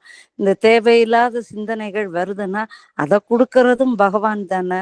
அப்ப ஆமா. எங்க மேல எந்த தப்பும் இல்ல. அவன் அப்படி ஒரு எண்ணத்தை கொடுத்ததுனாலதான் நாங்க இப்படி தப்பு பண்றோம் புரியுது அப்படின்னு புரியுது சொல்றோம். புரியுது. ஆமா ஆமா. அவங்களுக்கு நம்ம அதை எப்படி சொல்லி புரிய வைக்கிறது? அதாவது இறைவன் வந்து என்ன பண்றான் அப்படின்னா, அவன் கொடுக்கறது இல்ல, அவன் நம்மள வந்து என்ன பண்றான், இது அதாவது அதாவது இறைவனை பற்றிய புரிதலே யாருக்கும் இல்ல இல்லையா? அதனாலதான் இந்த மாதிரி கருத்துக்கலாம். இறைவன் யாரு, அவன் என்ன செஞ்சுக்கிட்டு இருக்கான், அவன் யாரு, அவனுக்கு நமக்கு என்ன தொடர்பு, அவன் உண்மையிலேயே நாமளும் அவனும் சேர்ந்துதானே வேலை பார்க்கிறோம். எல்லாரும் சொல்ல ஆமா தானே, நானும் அவனும் சேர்ந்துதான் திருடுறேன். ஆனா திருட்டு பள்ளி எனக்கு மட்டும், பாவம் மட்டும் எனக்கு மட்டும். ஆனா அவனுக்கு மட்டும் பாவம் இல்லைன்னா அவன் என்ன பண்றான், நான் பண்றேன்னு அவன் நினைச்சு பண்ணல. நம்ம கூட சும்மா உட்காந்துருக்கான், நம்ம போனா வருவான், உட்காந்தா வருவான். டிரைவர் போட்டுட்டு நம்ம காரை எடுத்துட்டு நம்ம கோயிலுக்கு போறோம், டிரைவர் கோயிலுக்கு வர்றாரு, அவர் டிரைவர் நம்ம போய் சுத்தி பார்த்துட்டுலாம் வருவோம், திரும்ப டிரைவர் வருவார். டிரைவர் மாதிரி அவன் உட்காருவான், நம்ம வேணும்னா அந்த இடத்துல போய் வண்டி விடுவான். ஆனா அவனுக்கு அதுல இன்ப துன்ப நுகர்வை எடுத்துக்க மாட்டான். நாம இன்ப துன்ப நுகர்வையும் எடுக்காம நம்ம தப்பு பண்ணோம்னு வச்சுக்கோங்களேன். பண்ணாருல்ல, பிள்ளைக்கறி கொடுத்தாரு, அதுக்கப்புறம் வந்து சூது பண்ணாரு, என்னென்னமோ தன்னுடைய மனைவியை கொடுத்தாரு. அவங்க என்ன பண்ண, தான் பண்றேன்னு நினைச்சு பண்ணாதனால அந்த பழியும் பாவமும் அவங்களுக்கு சேரல. சிவபெருமான் அப்படிதான் பண்றோம், நம்ம கூட தான் இருக்கான். போக்கும் வரவும் புணர்வும் எல்லா புண்ணியன். எந்த புணர்வுகள் அப்படிங்கிறது என்னன்னா, அவன் நம்ம கூட தான் இருந்தாலும் கூட அவன் என்ன பண்றானோ எல்லாரும் அவன் தான் வந்து அவன் என்ன பண்ணுவான், நம்ம பாக்குறப்ப நம்ம கூட சேர்ந்து பார்ப்பான், நம்ம சாப்பிட்றப்ப நம்ம கூட சேர்ந்து. ஆனா அந்த அனுபவத்தை அவன் எடுத்துக்க மாட்டான். நம்ம அனுபவத்தை எடுத்துக்கிட்டோம்னா அந்த பாவ புண்ணியம் நமக்கு வரும். இது மாதிரி இறைவன்னா என்னன்னே தெரியாம, இப்போ அந்த கான்செப்ட்னா அவங்க என்ன நினைக்கிறாங்க, இறைவன் தான் எல்லாம் கொடுக்குறாரு, அப்ப அவன் தானே எல்லாமே கொடுக்கும், நாங்க அதான் பண்றோம் அப்படின்னா, இறைவன் கொடுக்கறது ஏற்கனவே நமக்கு செஞ்சு வச்சதை நமக்கு வந்து கொடுக்குறான். நாம ஏற்கனவே செஞ்சு வச்ச அந்த வினைகளை நமக்கு வந்து ஊற்றானே தவிர அது வந்து பெரிய அதுக்காகத்தான் நமக்கு நிறைய விஷயங்கள் இருக்கு சுவாமி. இதுல நிறைய விஷயங்கள் இருக்கு. அந்த விஷயங்களை வந்து நம்ம வந்து கொஞ்சமா புரிஞ்சுக்கிட்டா நமக்கு தெரியும். இது ஒரு நாள்ல விளக்குறது இல்ல. அவர்களுக்கு கண்டிப்பா பெருமான் வந்து நல்ல நிலைப்பாடு கொடுக்கணும்னு நினைக்கிறேன். அதே மாதிரியா ஒரு நம்ம இப்ப அவங்க ஏதோ ஒரு கஷ்டமா இருக்கு அப்படின்னு சொல்றாங்கன்னு வச்சுக்கோங்க. இப்ப நீங்க கூட அம்மா சொன்னப்ப அந்த குழந்தைக்காக நம்ம இது படிக்கலாம்னு சொன்ன மாதிரி நம்ம இப்ப நம்ம திருசாளல் படிக்கலாம் அப்படின்னு நம்ம ஏதாவது சொல்றோம்னு வைங்க, அவங்க உடனே திருமுறை படிச்சாப்புல இல்ல நீங்க பாராயணம் பண்ணாப்புல எல்லாமே சரியாயிருமா அப்படின்னு கேக்குறாங்க. அவங்களுக்கு நம்ம என்ன விளக்கம் கொடுக்கலாம் ஐயா? அவ்வினைக்கு இவ்வினை யாமென்று சொல்வீர் அகுதருவி, உய்வினை நாடாது இருப்பது உந்தமக்கு ஊனமன்றோ, கைவினை செய்து பிரான்கடல் போற்றுதும் திருநீல கண்டனம். அதுக்கு என்ன வரும், கைவினை வந்து எம்மை தீண்டப்பெறாது. நீங்க தொண்டு செஞ்சா ஒரு வினைக்கு இன்னொரு வினைதான் சரி, 5 ரூபாய்க்கு இன்னொரு காசு தரப்போ இந்த வினைக்கு இந்த வினையை நாங்க போட்டு சரி பண்றோம். அந்த வினை செஞ்சுட்டாங்க, அந்த வினைய இப்ப உப்பு கூடிடுச்சு எதுல, சாம்பார்ல உப்பு கூடிடுச்சு, என்ன பண்ணுவீங்க? கொஞ்சம் தண்ணி ஊத்துவோம், இல்ல உருளைக்கிழங்கு போடுவோம், ஏதாவது உருளைக்கிழங்கு போடுவோம்.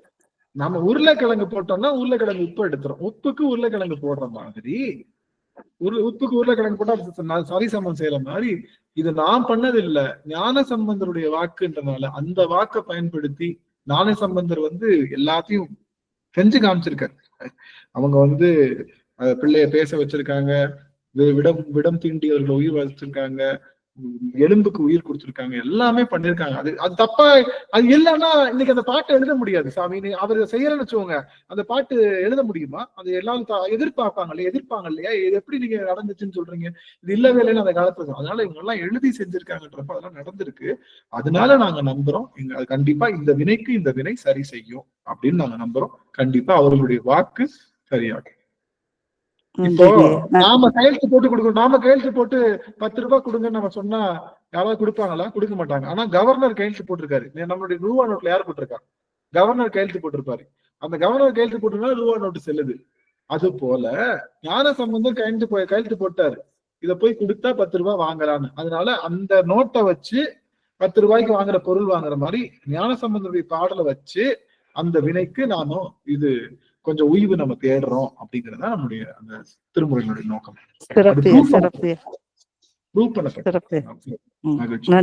நன்றிங்க. அதாவதுங்க ஐயா, எதுவுமே ஒரு இது வச்சா நம்பிக்கை வேணுங்க ஐயா. நம்பிக்கை இருந்தா தாங்க ஐயா அந்த பதிகமே படிச்சா கூட நம்பி படிச்சோம்னா கண்டிப்பா நமக்கு பலன் கிடைக்குங்க ஐயா. நாங்களே பார்த்திருக்கோம் சாமி. 4.5 வருஷத்துல நாங்க எத்தனை பேருக்கு எத்தனை பதிகம் பாடி எத்தனை பேரு சும்மா அப்படியே கிளாஸியா இருக்காங்க. இப்போ எவ்வளவு நலமா இருக்காங்க, எவ்வளவு பெரிய நோய்கள் நீங்கி இருக்கு, எத்தனையோ கடினமான சூழ்நிலைகள் மாறி இருக்கு. அதெல்லாம் நாங்க பார்த்திருக்கோம். சில பேருக்கு முடியாமலும் போயிருக்கு, அதுவும் நடந்திருக்கு.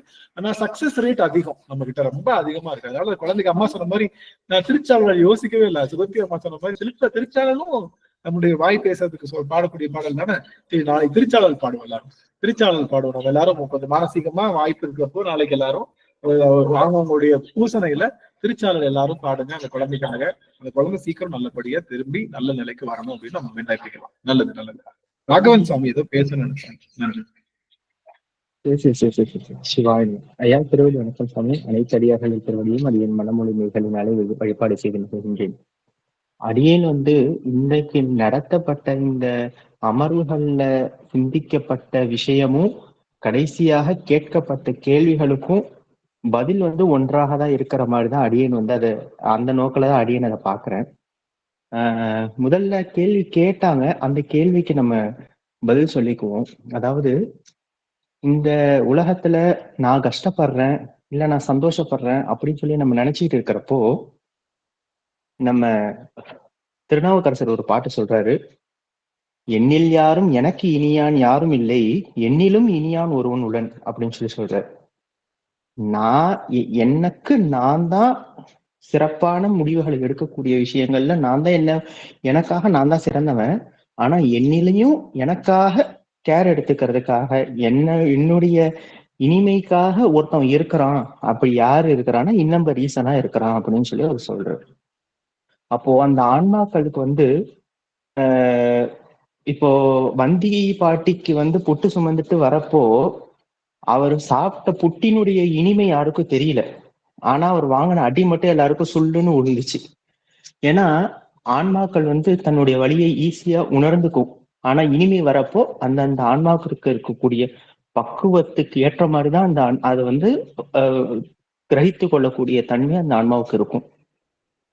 இன்றைய சிந்தனையிலையும் ஒரு விஷயம் சொன்னாங்க. என்னன்னா, இறைவன் நம்ம கூடயே தான் இருக்கிறான்.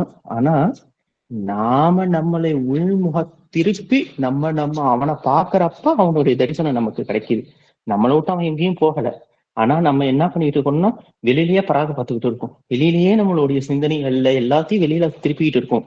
அது அப்படியே கொஞ்சம் உள்முகமா திருப்புறப்போ அவன் உள்ளார அப்படியே ஆனந்த தாண்டவம் ஆடிக்கிட்டு இருக்கிறான். அந்த பக்கத்துல அப்படியே கையில தண்டையை தாண்டிக்கிட்டு நின்றுட்டு இருக்கிறான். அந்த விஷயம் நம்ம கண்ணுக்கு தெரியுது. அப்போ அது இதன் மூலமா என்ன சொல்ல வரும்னா, ஒரு ஆன்மா அதாவது கஷ்டப்படுது அப்படின்னா அதற்கு அந்த கஷ்டத்தையும் தாண்டி அந்த ஆன்மாவுக்கு என்னமோ ஒண்ணு இருக்குது. ஆனா அதுல இருந்து சாமி காப்பாத்தி இந்த நிலைமைக்கு நமக்கு கொடுத்திருக்காரு. இந்த வினையை இப்போதைக்கு போய் கழிச்சிட்டு வா அப்படின்னு சொல்லி கொடுத்திருக்காரு. இந்த விஷயத்தை எதனால நம்ம அதை செய்யணும் அப்படின்னு கேட்கிறப்போ, இன்றைக்கு நம்ம அந்த சுடலை பத்தி, இந்த மேலே எடுத்து திருநீரை எடுத்து பூசிக்கிறத பத்தி இதை சொல்லி நம்ம சொல்லிக்கிறோம். இதற்கு காரணம் என்ன, நிலையாமை அப்படிங்கிற அந்த ஒரு விஷயமாக இருந்தாலும் இருவினை ஒப்பு அப்படிங்கிற ஒரு விஷயம் இருக்கு. எனக்கு செய்யறது நன்மையாக இருந்தாலும் தீமையாக இருந்தாலும் எனக்கு என்னுடைய மனமானது இருவினை ஒப்புக்குள்ளார் இருக்கணும் அப்படிங்கிற ஒரு விஷயத்த நாம உணர்ந்து கொள்ளணும். அந்த விஷயம்தான் நம்ம இந்த ஆன்மா நமக்கு அதாவது இனிமையை உணர்ந்துகிட்டாலும் சரி, துன்பத்தை உணர்ந்துகிட்டாலும் சரி, இரண்டுத்தையும் ஒன்னாக பார்க்கக்கூடிய அந்த அந்த பக்குவம் இந்த ஆன்மாவுக்கு கிடைக்கணும். இது குழந்தையா இருக்கிறப்போ அந்த குழந்தைக்கு உணர்ந்து கொள்ள முடியாது. ஆனா அந்த குழந்தைக்கு பக்குவம் வரப்போ, அந்த ஆன்மாவுக்கு பக்குவம் வரப்போ, இப்ப அந்த குழந்தைக்கு வாய் பேச முடியாம இருக்கிறதுனால நான் மனசு கஷ்டமா இருக்கு, இல்லாட்டினா வெளியில உள்ளவங்களுக்கு தெரியல அப்படிங்கிறது இருக்கும். ஆனா எல்லாமே செயல்பாடு பட்டுக்கிட்டு இருக்கக்கூடிய ஆன்மாக்களுக்கும் இப்போ எனக்கும் சரி உங்களுக்கும் சரி ஏதோ ஒரு விஷயம் நீங்க நினைச்சது உண்டா? அதாவது எனக்கு ஏன் சாமி இவ்வளவு கஷ்டத்தை கொடுக்குறாரு அப்படின்னு சொல்லி நம்ம நினைக்கிறோம். அந்த பக்குவத்தை வந்துட்டா நாம அருளாளர்களோட நிலைமைக்கு நம்ம போயிடும். அந்த அந்த நிலைமைக்கு தான் இந்த ஆன்மாவை குருநாதர் கொஞ்சம் கொஞ்சமா கூட்டிட்டு போயிட்டு, எவ்வளவு கஷ்டம் வந்தாலும் சரி, எவ்வளவு இன்பம் வந்தாலும் சரி, ரெண்டுமே ஒண்ணுதான்டா, ரெண்டுத்துக்கும் நடுவாப்புல உள்ளார் சாமி இருந்து நம்மளை வழி நடத்துறாரு அப்படிங்கிற அந்த ஒரு பக்குவத்தை சாமி குருநாதர் வந்து நமக்காக நின்று நம்மளுக்கு வழி நடத்திக்கிட்டு இருக்கிறார்.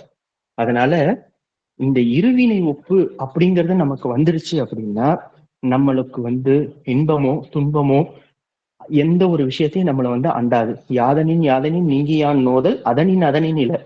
நீங்க இது எனக்கு இன்பம் வேணும்னு தேடி போனீங்கன்னா துன்பம் வரும், துன்பம் வேணும்னு தேடி போனீங்கன்னா இன்பம் வரும். எதுவுமே வேணாம்னு சொன்னீங்கன்னா நஞ்சு கழுத்துல வந்து நிக்கும். சாமி எப்படி கழுத்துல நெஞ்சு கொண்டு வந்து நிப்பாட்டினாரோ அந்த மாதிரி நஞ்சு கொண்டுல வந்து நிக்கும். இது ஒண்ணு. அதற்கப்புறம் இந்த பாடல், அந்த பாடலுக்கு கேள்வி கேட்டாங்க அம்மா, அதற்கு வந்து அர்த்தமும் சொன்னாங்க. ஐயா அந்த அவ்வினைக்கு வினயம் பாடலும் சொன்னாங்க. வேயிறு தோழி பங்கன்ல வந்து திருஞான சம்பந்தர் வந்து முடிக்கிறப்ப என்ன சொன்னாருன்னா, ஆணை நமதே அப்படின்னு சொல்லி முடிப்பார். நமது அப்படின்னா அது வந்து ஒரு ப்ளூரல் ஃபார்ம், ஒருத்தவங்களோட தானே எனதுன்னு வரும். ஆனா நமது அப்படின்னு சொல்லி சொல்றாரு அப்படின்னா அது வந்து திருஞான சம்பந்தர் அவரா சொன்ன விஷயம் கிடையாது. அவர் உள்ளார இருக்கக்கூடிய இறைவன் உணர்த்த அந்த வார்த்தை மந்திர வார்த்தையாக வந்ததுனால அது நமது அப்படின்னு சொல்லியிருக்காரு. அப்போ நம்ம உள்ளார இறைவன் இருக்கிறான், அவனை உணரணும். நாம இப்ப மந்திரமாவது நீரை நாம அவருக்கு பூசிட்டு அந்த பாட்டை படிச்ச உடனே அவருக்கு உடல்ல இருக்கிற எல்லா நோயும் தீந்துடுது. ஆனா எனக்கு உடம்புக்கு நோய் இருக்குது, நான் திருநீர் பூசிட்டு மந்திரமாவது நேற்று பாடின உடனே எனக்கு போகுதா அப்படின்னு ஒரு கேள்வி வருது. ஏன் அதுக்கு வரும் எப்படி வரும் அப்படின்னா அதுக்கு அம்மா சொன்ன மாதிரி நம்பிக்கை வேணும். எப்போ ஒரு விஷயம் இது நடக்கும் அப்படின்னு சொல்லி நம்ம உறுதியாக நம்புறோமோ, எப்பொழுது நம்மளுடைய எண்ணங்களும் நம்மளுடைய சிந்தனைகளும் இந்த விஷயம் உண்மையாக நடக்கும் என்று நம்புகிறதோ அப்பொழுது அந்த விஷயம் நடக்கும், இல்லாட்டினா அந்த விஷயம் நடக்காது. இதற்கு வந்து ஒரு சின்னதா ஒரு சின்னதா ஒரு கதை ஒண்ணு. ஒரு குழந்தை வந்து பிறக்குது, வந்து அந்த குழந்தைக்கு வந்து மூச்சு இல்லை உள்ளார. அந்த குழந்தை இறந்து பிறந்துட்டு அப்போ வந்து அந்த டாக்டர்ஸ் வந்து வெளியில வந்து அவங்க அந்த பாப்பா அந்த அதாவது மூத்த மகள் அப்படின்னு சொல்லும்போது அந்த குழந்தையோட அக்கா அங்க இருக்குது. போயிட்டு வந்து சொல்லுது, இந்த மாதிரி டாக்டர் வந்து சொல்றாரு இந்த குழந்தை இறந்துருச்சு அப்படின்னு சொன்ன உடனே அந்த குழந்தை சொல்லுது, இங்க உங்களுடைய இதுல வந்து ஒரு பிள்ளையார் போட்டோ நான் பார்த்தேன், அந்த பிள்ளையார் கிட்ட கேட்டீங்கன்னா உங்களுக்கு கொடுத்துருவார்ல, சாமி கிட்ட எது கேட்டாலும் கொடுத்துருவாருன்னு எங்க அம்மாவும் அப்பாவும் எனக்கு சொல்லியிருக்காங்க, நீங்க வேணா அவர்கிட்ட கேட்டு பாருங்களேன் அப்படின்னு சொல்லி அந்த டாக்டர் கிட்ட வந்து அந்த குழந்தை சொல்லுது. இந்த டாக்டர் வந்து சுத்தமா அவருக்கு வந்து இந்த இதுக்குள்ள நம்பிக்கை இல்லை. ஆனாலும் இந்த குழந்தையினுடைய ஒரு நம்பிக்கைய வீணாக்க வேணாமே அப்படின்னு சொல்லிட்டு அந்த விநாயகர் படத்தை மனசார் நினைச்சுக்கிட்டு எப்படியாவது இந்த குழந்தைக்கு வந்து இத்தனை நம்ம எக்ஸ்பீரியன்ஸ் இருக்கு நமக்கு தெரியாதா, இருந்தாலும் முயற்சி பண்ணுவோம் அப்படின்னு சொல்லிட்டு அந்த மிஷின்ஸ் எல்லாம் வச்சு ட்ரை பண்ணி பாக்குறப்போ அந்த பிளட் ஹார்ட்ல வந்து துடிச்சு அந்த குழந்தை அழுது அந்த குழந்தைக்கு வந்து உயிருக்கு வந்துருது. அவர் வந்து அவருடைய சுயசரிதத்துல அந்த புக்கில் எழுதியிருக்காரு. இது வந்து மெடிக்கல் மிராக்கிள்னு சொல்லி நான் கேள்விப்பட்டிருக்கேன், பட் இப்பதான் என்னுடைய வாழ்நாள்ல நான் பார்த்திருக்கேன் அப்படின்னு சொல்லிட்டு அவர் முழுவதுமாக நாத்திகத்திலிருந்து ஆத்திகமாக மாறினார். இந்த ஆத்திகமும் நாத்திகமும் எல்லாமே நம்மளுடைய எண்ணத்தையும் நம்மளுடைய நம்பிக்கையை மட்டும்தான் பொறுத்து இருக்கு. நம்மளுடைய திருஞான சம்பந்தரும் மாணிக்க வாசகரும் நாவுக்கரசரும் சுந்தரர் பெருமானும் நமக்காக இந்த சமயத்துல வந்து இவ்வளவு பாடல் சொல்லியிருக்காங்க அப்படின்னா நம்மளுடைய எண்ணத்துல நமக்கு சிந்தையில நம்பிக்கை வரணும் அப்படிங்கிற ஒரே ஒரு விஷயம்தான். ஏன்னா நம்மளை சுத்தி இருக்கிற எல்லா விஷயமும் நமக்கு வந்து ஒரு டவுட் ஏற்படுத்திக்கிட்டே இருக்கும். ஐயோ இன்னைக்கு இந்த கஷ்டம் வருதே, ஐயோ நாளைக்கு அந்த கஷ்டம் வருதேன்னு. ஆனா எந்த கஷ்டம் வந்தாலும் என் அப்பா என் கூட இருக்கா அப்படிங்கிற அந்த ஒரு உறுதி வந்துருச்சு அப்படின்னா அந்த உறுதி எங்க வரும்னா நம்மளுடைய அறிவுக்கு வரும், மனசுக்கு வராது. அறிவுக்கு மனசால வரக்கூடிய அறிவுகளை தாண்டி நம்மளுடைய அறிவுக்கு வரக்கூடிய அந்த உறுதிக்காக தான் நம்ம செய்யறோம். ஏன்னா இந்த ஆன்மாவுக்கு கடைசி வரைக்கும் துணை இருக்கக்கூடிய ஒரே ஒரு விஷயம் இந்த அறிவு தான். அந்த அறிவுக்குள்ளார சித்தத்துக்குள்ளார சிவலிங்கம் வந்துருச்சு அப்படின்னா அதுக்கப்புறம் இந்த பிறப்பு அப்படிங்கிறது இந்த ஆன்மாவுக்கு கிடையவே கிடையாது சாமி. அதனால இந்த விஷயத்த வந்து அடியேன் பதிவு செய்யணும்னு நினைச்சேன். ரொம்ப மகிழ்ச்சிங்கம்மா. சிவாய விஷயம் திருவள்ளுவர். மகிழ்ச்சிங்க. ஐயாவோட குரல் கேட்டது அவ்வளவு சந்தோஷமா இருந்தது. ரொம்ப அருமையான ஒரு எடுத்துக்காட்டுகளோட ரொம்ப சிறப்பா சொல்லியிருக்காங்க. மகிழ்ச்சி. நம்ம காலம் நேரம் வந்துருச்சு, அதனால நம்ம நிறைவு செய்யலாம். நிறைவு செய்வதற்காக இன்னைக்கு அடியனே நிறைவு பாடல் நமச்சிவாயம்.